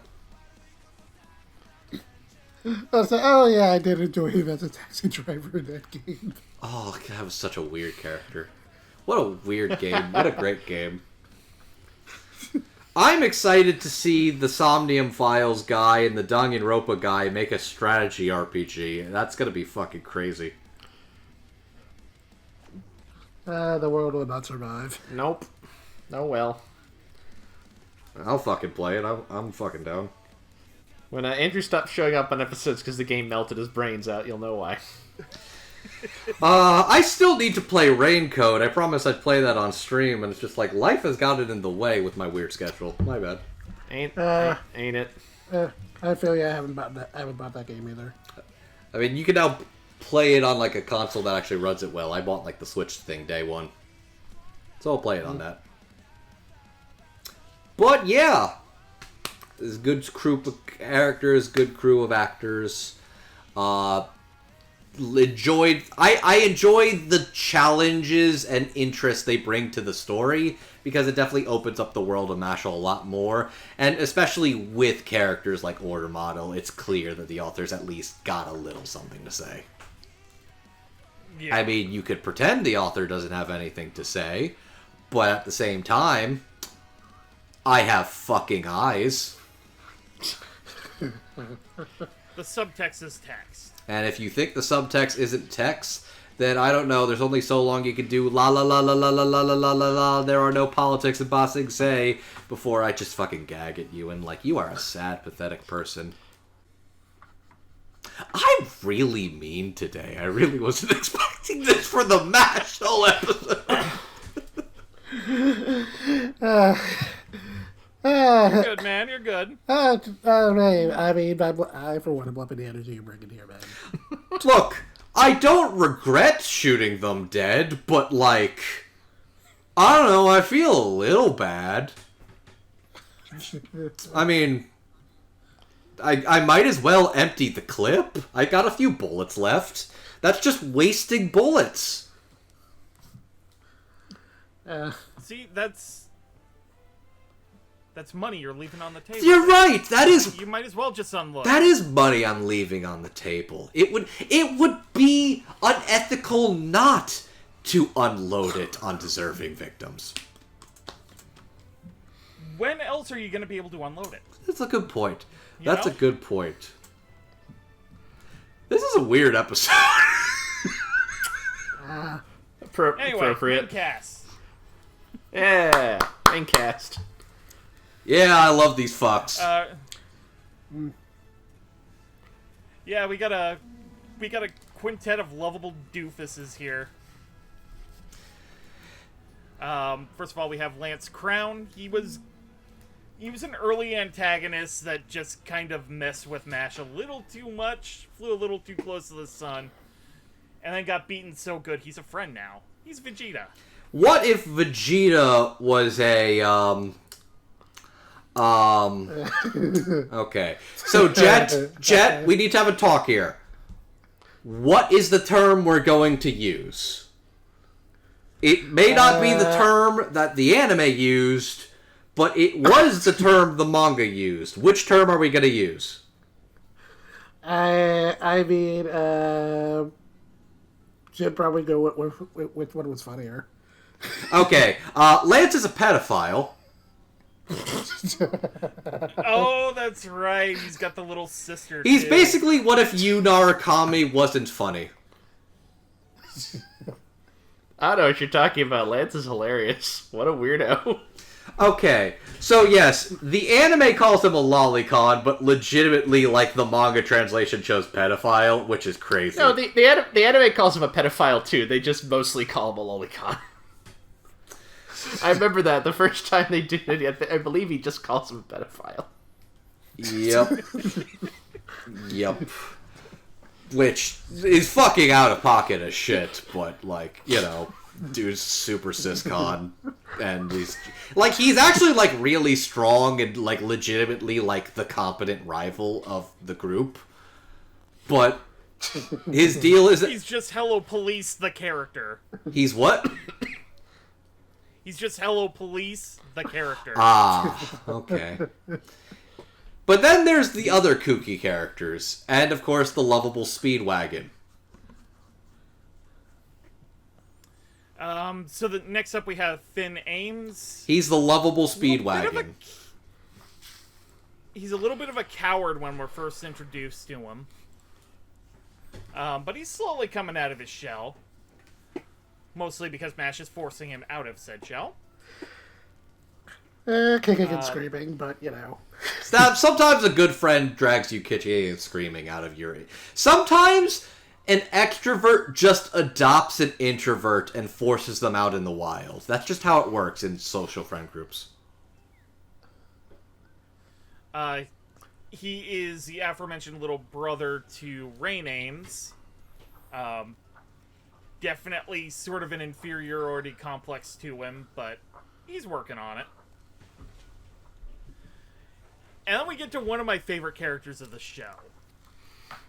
Dot.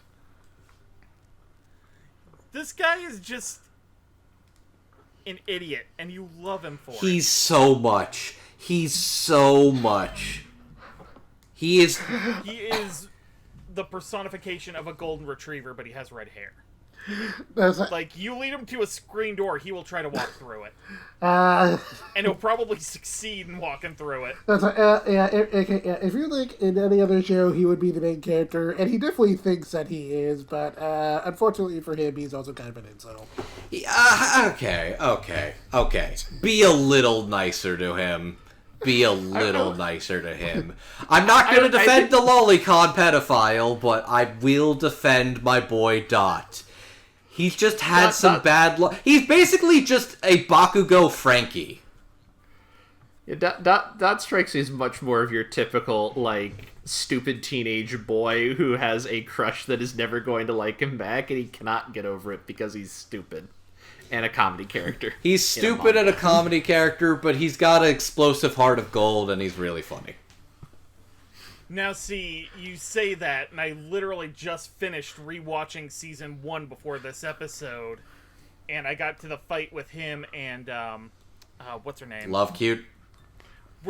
Love Cute, where it's just like, he's super attracted to women of the personality of Love Cute, but is so committed to this relationship that will never happen. Does this say anything about me? Yes, it does. And then there's Lemon. Yeah, Lemon initially attempted to con Mash so that he would lose the sort of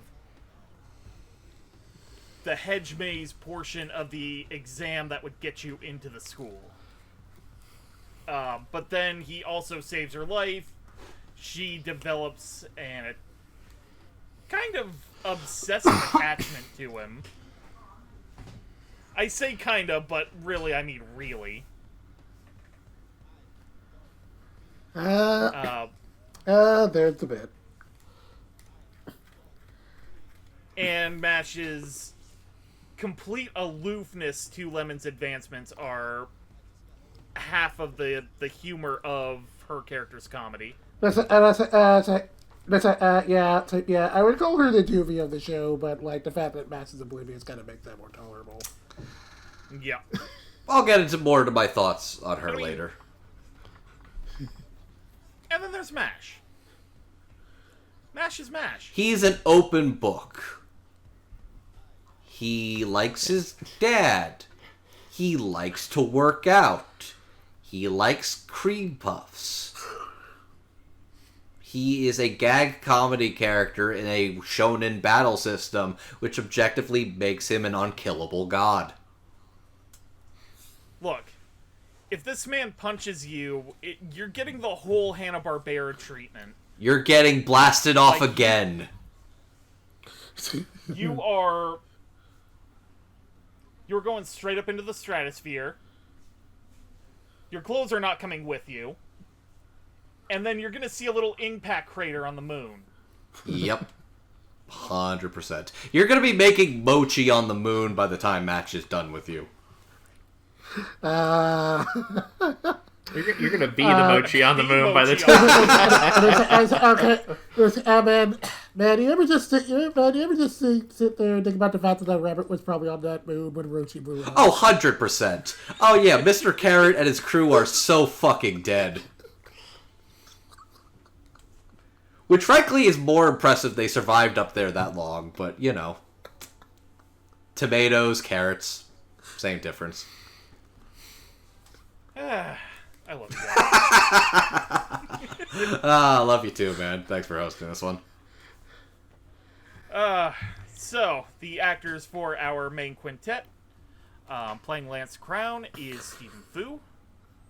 Playing Finn Ames is Brian Timothy Anderson. Dot Barrett by Ben Diskin. Lemon Irvine by Anjali Kuninapenny. And Mash Bernadette by Alex Lee. Okay. So I'm just going to get this out of the way right now because I really like Mashle as a series a lot. I think it is a silly gag comedy series that does a lot of silly gag comedy things, but it still gives most of its cast fun, cool, interesting things to do. Kind of, except for Lemon. This one is actually just something I've heard secondhand, but it's something I can kind of believe is true just because it would make sense. I don't remember exactly where this came from, but I think I remember hearing that in like one interview, the author mentioned offhand that like something about initially wanting the main group to just be entirely male, but then being told he had to include a female character, and I guess it was him going, well, if I have to make a heroine, I'll make a heroine, alright, and here you go. I completely believe that. And look, I know complaining about the treatment of female characters in a shonen battle manga is kind of like losing to a dog at chess that's eating all the pieces, but, like, fuck it. We're here, and I don't know, it's like, at least all these characters, even the silly ones, get stuff to do, and I'm like, Lemon gets, like, one thing in the 11th hour of the manga. She does get one thing also towards the end of the second season. She does get like a moment that is like genuinely like trying to defend him, and it's like, what's wrong with him? He has done nothing wrong. And I will admit, I did get a pretty big chuckle out of the way Anjali says, "I'm his wifey." I'm like, okay.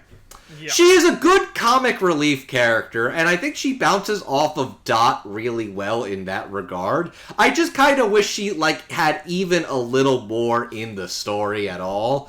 Like, even Finn operates a similar role, but he is the Speedwagon. She doesn't even really get to be the Speedwagon. Finn gets to be the Speedwagon, and he even gets a pretty good moment, which, holy shit, Brian Timothy Anderson. Really liked his work back when I first heard them in Iruma-kun, but, like, oh my god, like, genuinely impressive comedic chops as Finn, but also, like, a genuinely pretty, like, heart-wrenching, like, desperate, like, I will not lose because my friends believe in me, like, shonen, like, speech. I'm like, fuck yeah, Brian. God damn. And this is not me. I'm not going to say all my beef with Lemon as a character is a lot more on the author than it is on the performance. Because, oh my god, Anjali is fucking hilarious. And, like, it's a different performance that I've heard from them in a way that, like, it reminds me a little of Madeline Morris specifically Madeline Morris in Girlfriend, and, like, Hensky? Like, squeaky, itchy, crazy, manic little pixie girl. Which is still pretty funny. Yeah. Anyways, I need a second to drink some water if anybody wants to talk. Amon, please talk. I'm sorry. I want you to talk more. I have a point, but I want to ask a question first. Have any of you seen La La Land? Oh, yes, actually. I never finished All right, why the fuck are Dot and Lemon doing the La La Land poster pose in the opening and then in one of the episodes? Is there a meaning here, or is it just that would be a funny thing for us to do? I'm wondering this oh for my god. One goddamn month.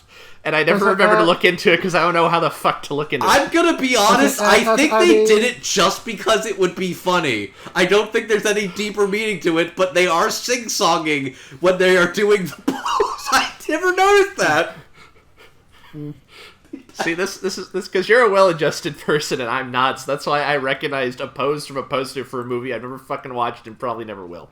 Anyways. And I've seen La La Land. If I had a nickel for every anime that referenced La La Land in its opening, I'd have 2 nickels. What's the other one? Which isn't a what lot. the fuck is the other one?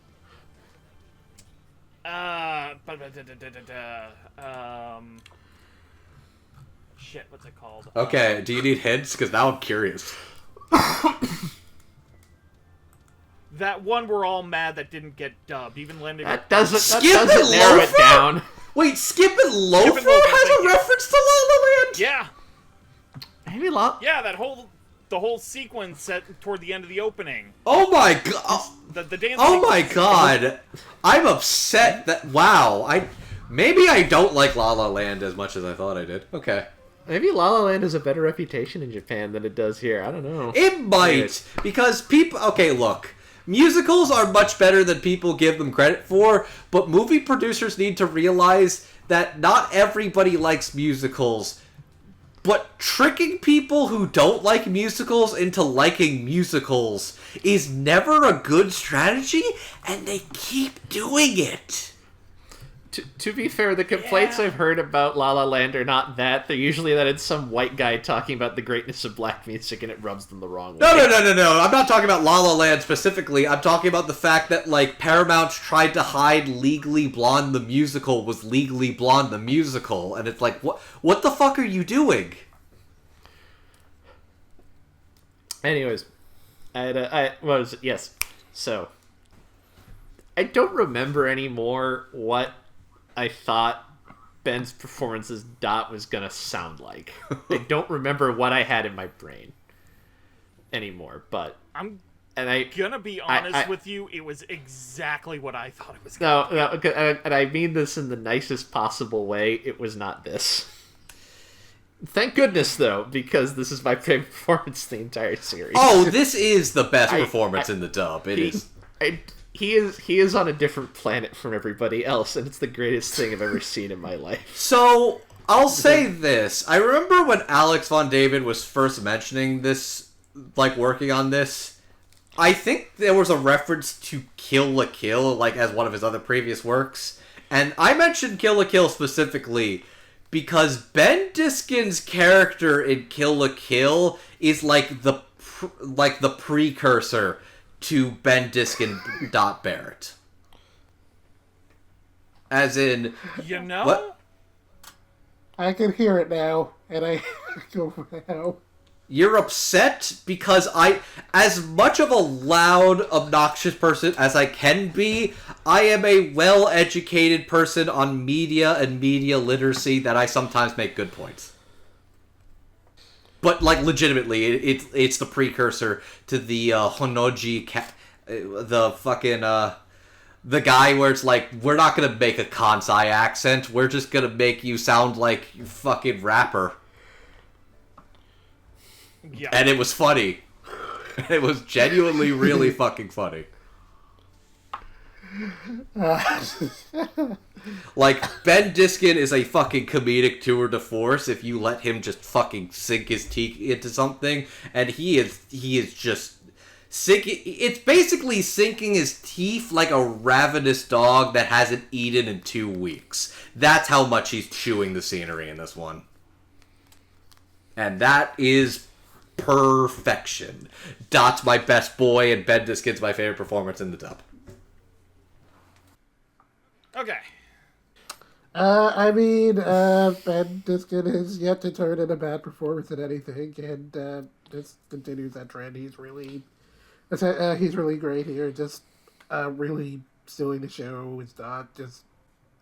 I definitely heard him do similar sided characters before, but this is okay. But even with that in mind, this is kind of sounds a little bit different than a lot of the characters he's played of that particular archetype. Like you hear it and you definitely know it's him, but it's like I don't know if I've heard him do like this particular voice before, and it's pretty interesting. And it's just really, and it's just something really fun about it. Like he does a really good job of making Dot sound not necessarily like a jock, but I guess something. Okay. I guess it's kind of like a lovable jock. Let's go with that. Okay. Not like a blowhard. I feel like blowhard is kind of like the right direct. Like, because Kaji Tag's playing the jock in this show. Bamboo! That's the jack. No. You know what Dot is? Dot is a mix of the annoying best friend character in a visual novel romance game and the swirly glasses guy from Sailor Moon, who is also Ben Diskin. Is that who he plays? Is that who plays him in the redub? Yes. Yes. Yeah. So I guess the moral of the story is this: like, let Ben Diskin cook, and you're gonna eat. Yeah, I think the thing that springs to mind is that he has a line. It's in the. I'm gonna reference the last episode again because it's what I watched the most recently, where he's brought out that horrifying like watermelon with the octopus tentacles. It's Killer Killed.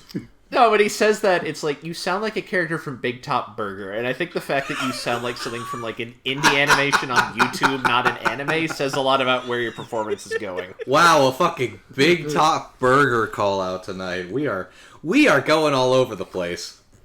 You bet, buddy. Alright. I love the fact that, like, he is pretending to be his agent in that episode too, where it's like, I have reinstated from one Mash Burn Dread. I'll kill you! Thank you very much. Good job, buddy. Also, shout out to Stephen Fu, who's been really killing it lately, and he does a good job making Lance basically sound like the... No... Okay, fuck it. I've been calling out Naruto's name all night while I'm 2 hours into this palette section for Mashle. Might as well call out his name some more. Lance Crown's the Sasuke? Yeah. Lance... No, he's the extremely cool dude, and he also has the most embarrassing aspect you could possibly have. That's what's so funny about him. Okay. He would be So sorry. he would be the cool character in any other series. I'll say this. As much as, like, I don't care for Lance's bit of being a siscon, there is one fight coming up in what I believe will be the next season that is legitimately one of the most absurd, funniest long cons for a bit I've ever seen. And... I will type it in the chat if you guys care, or do you want to find out for yourself? I'd like to go into this blind. Okay. I caught up to the manga about to the point where season 2 ended, and I would like... Okay, cool. Just note there is one really good, really funny fight with Lance coming up in the next one, and it's a good bit. It's a really good bit. But no, Stephen Fu does a great job as Lance for what he's got and what he does. I enjoy Anjali, Ben, and Brian being... Like, they've got their good moments, but I like them all being silly and fun together. Anjali, Ben, Brian especially have some really good comedic chops. The thing I love most about... Well... I wouldn't say the most, but one thing I very much love about the main cast Mashle is the fact that each of them were, like, super serious in one way or another until they encounter Mashle. And then their walls are broken down, and they're all silly billies. And then they're all acting like kids. They're frolicking in the woods. They have, like, the silly chibi baby faces, and it's beautiful. And they even turn into literal cheapy babies and go bow bow bow bow bow bow bow bow bow, which is objectively funny. Which that is one of the funniest things Steven gets to do is his really serious cool guy voice.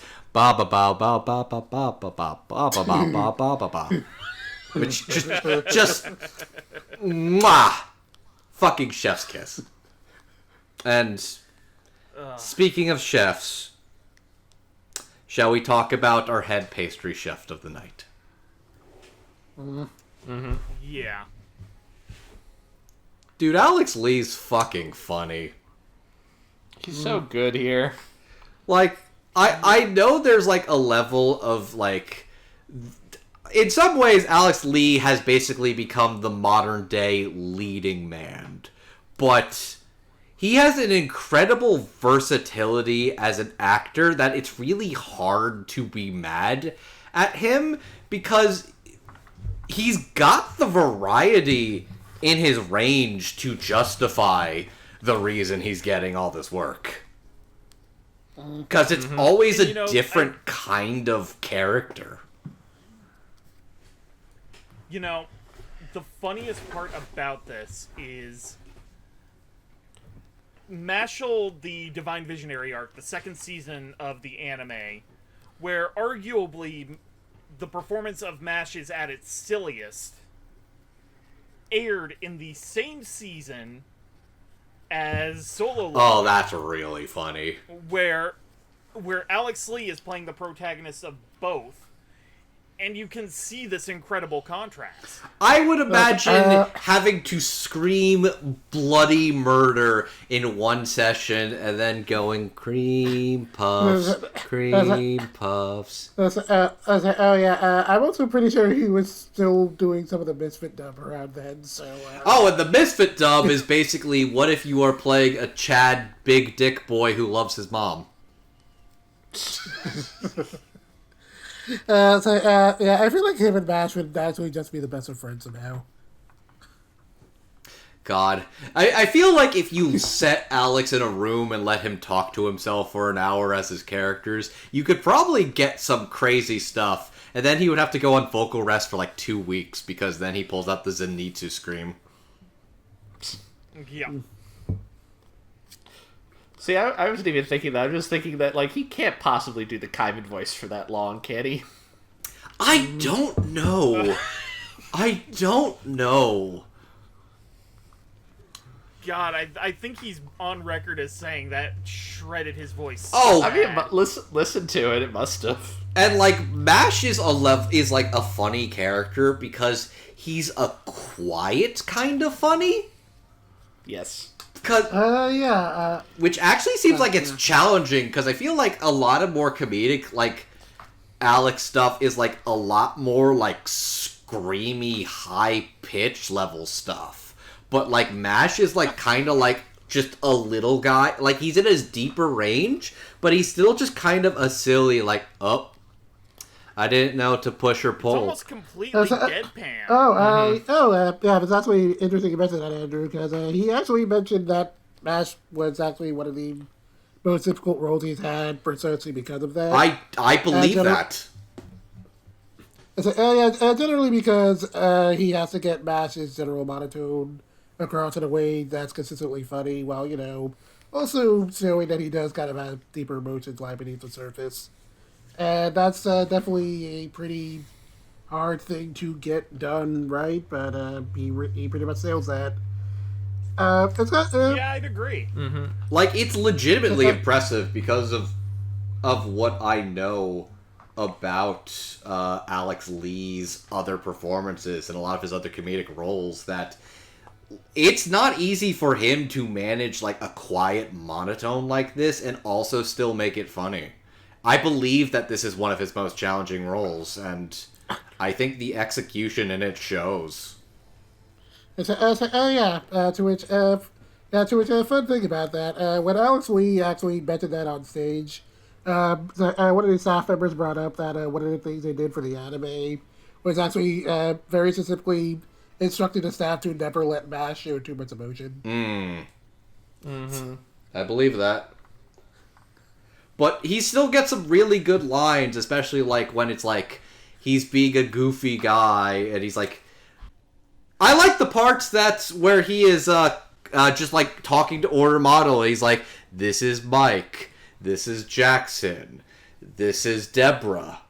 They all talk to me, and he's like trying to do the little quirky voices as them, and it's like, oh, yeah, this is a silly, goofy character who's deadpan and monotone, but he's also got a good heart to him, and also when he wants to kick ass, he's able to kick ass.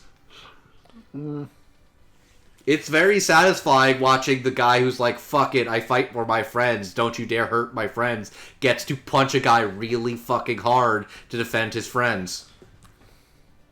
I am a critic of many tastes, but sometimes you just like the good chemicals in your brain where the guy fights the guy to defend his friends, and it's like, it's about friendship and all that. Look, I'm a simple guy sometimes. Just because there's probably no other place I can bring this up. I really love the theme song they gave for MASH in this show. Yeah!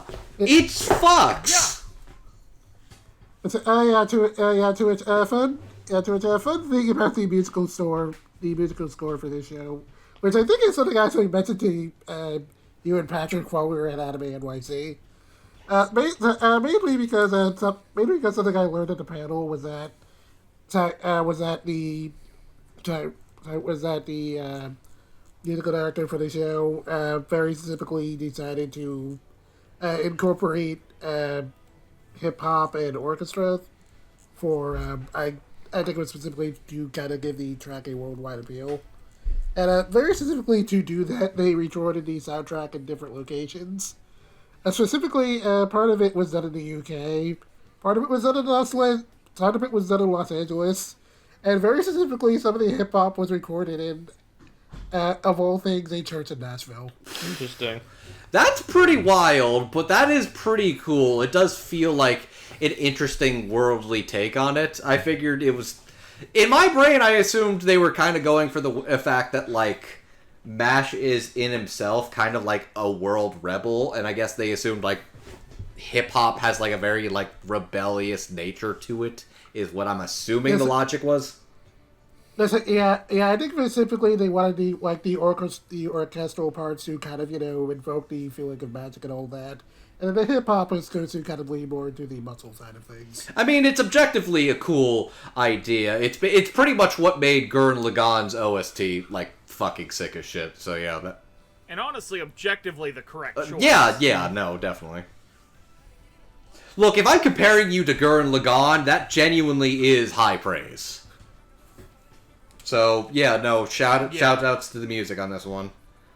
And, yeah, I legitimately, like, Alex Lee's performance as MASH, I think was one I didn't appreciate as first, where I'm like, okay, it's just kind of like a simple, silly monotone.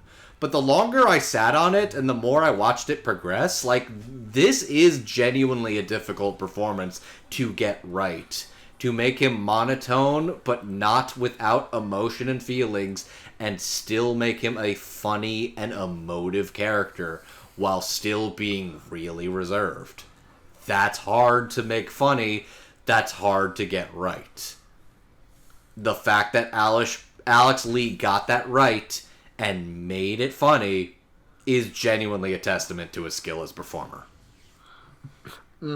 Yeah. Yeah. Genuinely just real 10 out of 10 bit. And also just because it was something he mentioned that I found extremely funny. Apparently, before working on this show and, like, beating the Japanese actor for MASH, apparently Alex Lee had no idea cream puffs were a real food. What? Oh, that's so... That's hilarious. Wow. Alex is such an interesting person who's had an interesting life that it's like, if I actually had, like, time to sit down and talk to him instead of in a 3-hour line, I probably would, like, genuinely enjoy picking his brain about stuff. Oh, yeah. Anyways, yeah. I love this squad of goobers, and I think each actor that plays them does a perfect job in their perfect little roles. Agreed. Yeah, really good band ensemble. Mm-hmm. Alright, so I think with that, we might actually be ready for some final thoughts. Amon, why don't you start us off? The show's really, really funny. It does a good job of doing, like, the comedy and the action. And it adapts what makes the manga so funny in the first place really well. And the cast and direction as a whole is fantastic. Like, it is really consistently funny in a, I don't want to say hard to describe, but like it is consistent. Like, the jokes are good, and they're consistently good throughout, and everyone sounds perfect for their roles. I almost having a hard time kind of giving specifics because a lot of it's just like, no, this is good. I don't know how to make it more specific than that, because you should just watch it and then you'll understand. You'll be like, oh yes, it's good. Mashle as a series, it's like, it is some ways hard to recommend, but also really easy to recommend. It's like a type of comedy that I could see some people being bored by, or thinking the action's not, like, as interesting or compelling. Like, if you're a big action guy, this is not the most technically impressive shonen action series in the world. If you're a big comedy guy, it's not the biggest belly laughs in the world. But I think it does a good job at balancing the two out and making it both work. And I also think it's just a simple but silly little premise that's got a lot more heart and things to say than you genuinely would have expected on the surface. I think this is a dub that is pretty... I think Season 1's dub is pretty good, but I definitely think by Season 2... not only has everybody gotten a lot more comfortable and understanding of it, I think, like, the dub of Season 2 genuinely improves a lot, both in the drama and the comedy aspects a lot. A lot of that's my genuine respect to Jalen Cassell as a ADR director and writer of action and comedy stuff. But major flowers also to Alex Von David as well, especially for some of his particular localization choices too. This is a fun show. It's amazing to have watched the stratospheric growth that just exploded because of one funky little song. I love that for MASH.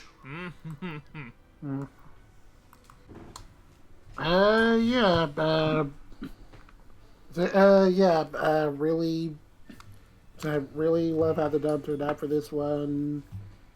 I really did a really good job balancing the comedy with some of the more serious aspects of the series, and just really good vibes all around. And in general, this is a series I ended up enjoying a lot more than I expected to at first.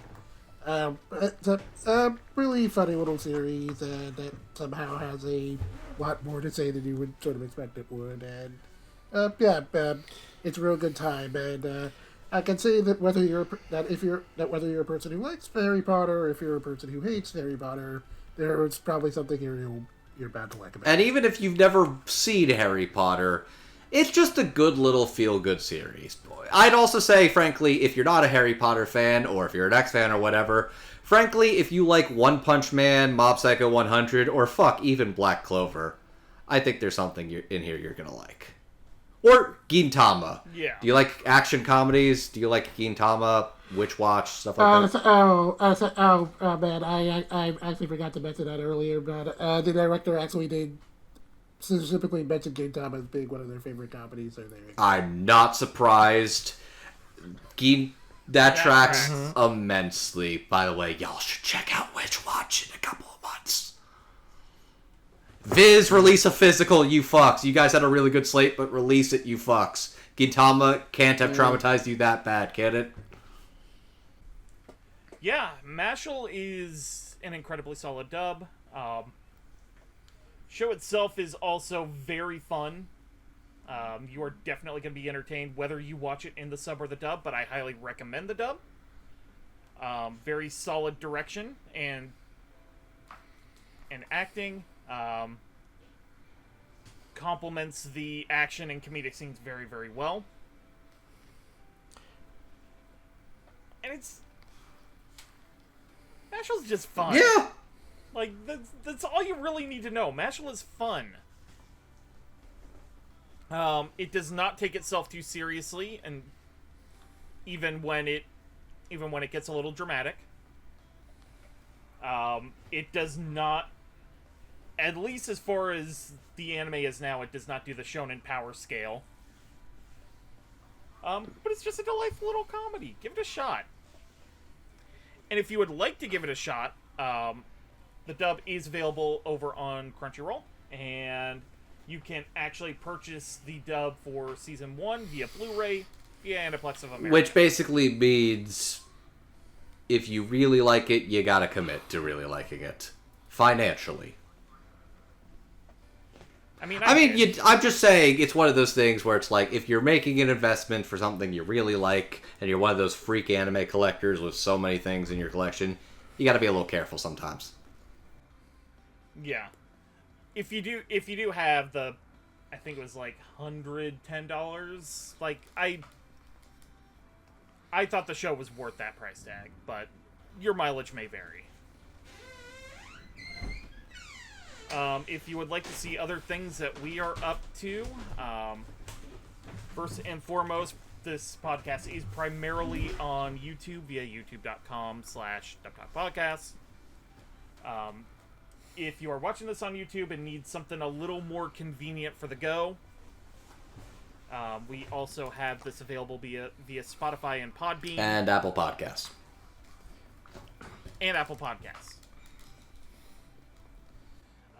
We also have a Twitch account that we will occasionally stream games off of. Twitch.com/DubTalkPodcast. And we also have a Ko-fi and a Patreon. And at the end of every episode, we like to shout out our patrons. So at the $5 tier, we have Bright Eyes 505, Crimson Echidna, Just J2, Kimo Soup, Marissa Lenti, Megan's mom and dad, hi guys, and Michelle Travis. And at the $10 tier, we have Anthony Brown, Carly Lessicow, Julia W, Otaku Anthony, and Pika. Hey, welcome to the patrons, Greg, you motherfucker. Thank you for your patronage, guys. Greg's a mutual of ours. We wouldn't actually call our patrons motherfuckers. Yeah. Every quarter, we open up the opportunity to suggest and vote on future episodes we could be doing. $10 tier gets to make the suggestions. Everybody gets to vote. At the time of this recording, we have just started the last one of these for 2024. But by the time this episode goes up, if you want, you can become a $10 tier patron and be ready for our next one in January. Alright, and now that I've shouted out the podcast and the show, now why don't you guys shout yourselves out and tell us where we can find you. Hi, my name is Andrew, aka Classy Spartan. You can find me over on the Twitter and the Blue Skies at MangaMan9000 and ClassySpartan.bluesky.social. My other podcast gig, aside from the Dub Talk podcast, is I am on Surreal Resolutions Podcast O&A, where we talk about anime and anime news, alongside my buddy here, Jet, aka Jarrus. What have you been up to lately? Sure. Yeah, you can find me on Twitter or Blue Sky at Divine Nega, where I'll usually just, I guess be talking about anime or politics or I guess whatever's happening currently. You can also find me on my blog, The Nerdy Abyss, where I will sometimes write things if I feel like it, usually just about whatever shonen jump stuff I'm reading. And like Andrew mentioned, you can also find me on Surreal Resolutions Podcast O&A. And you can also sometimes find me doing weekly reviews for Anime News Network. And sometimes interviews, like in the case for this particular one, where you got a lot of this information from coverage you did at Anime NYC for A&M. That one was fun. Also, might be getting to do another cool one in a couple of weeks, so hopefully that works out. Ooh, Nice. You are telling. Ah, fuck. Cat. Cat. Yep. Okay. Cool. Recording's still good. Ah, child. You good? Cat's Cat good. Cat's fine. Cat gave me a heart attack. Okay. Amon, where can we find you? You can find me on Twitter and Blue Sky at AmonDuelUS. Duel is spelled with 2 U's. I talk about movies and comic books and music, and I have a dusty old song for you if you'd like. Yay!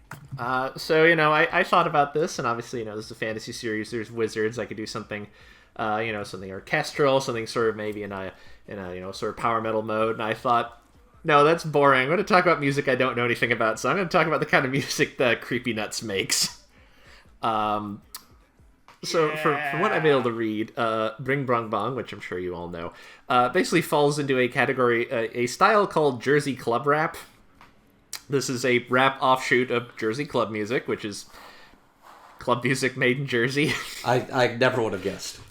I know it is itself a descendant of like the club music made in this case Baltimore and various other like large predominantly black cities in the United States. This happens periodically, sort of like a dance genre subgenre will kind of come into existence, and that will become a basis for sort of a stylistically related rap subgenre that kind of becomes the basis of that. I'm not going to tell you too much about it because frankly I don't know shit about this kind of music. I like rap music. It is not something I pay a lot of attention to, and it is clearly its own like large underground ecosystem that I'm not going to embarrass myself trying to talk about it. But I can at least give you one example that I really liked that falls into this, which is from what I can tell, a one-off single called The Hillbillies, which is a collaboration between Baby Keem and #1 hater for life Kendrick Lamar. Which is really good, and also to my deep amusement, according to Wikipedia, it contains an interpolation of a Drake song, which is that's great. That just warms my heart. Oh man, yes. So go check that out. That's really good. Excellent. All right. So, I'm Patrick, aka Roots of Justice. You can find me on the Twitter.com and the Blue Sky at Roots of Justice. Mainly retweet cute animal pics, talk general fandom stuff. Drop by, it's a good time. I have a blog. I work overnights right now, so writing for said blog is a little difficult, but I'm trying. And like Amon has his Dusty song, I have Patrick's Cool Thing of the Day, where I talk about a cool thing today. And I actually have a couple cool things that are all kind of tangentially related. I've been on a bit of a horror kick, because it's late September, early October. And I'm going to briefly shout out a few movies I've seen and or bought. First of all is a really interesting one by the title of Bakemono, which had a long-running Kickstarter program, basically to get the movie funded and then get to do additional stuff for it after the initial test screenings and film festival screenings ended up really, really working out. It's a really, I can't say nice, but it's a really fun kind of wet puppet movie. Absolutely. Like literally wet puppet? Wet puppet is sort of a terminology for like 80s movies that use the super gross, like sometimes stop motion, sometimes actual Got it. puppet, Like wet, slimy, bloody. body Got it. horror Okay. effects. Yeah. The next one, I'm sure you've already heard of this one. Long Legs, which I finally got a chance to turn around and actually see. Oh,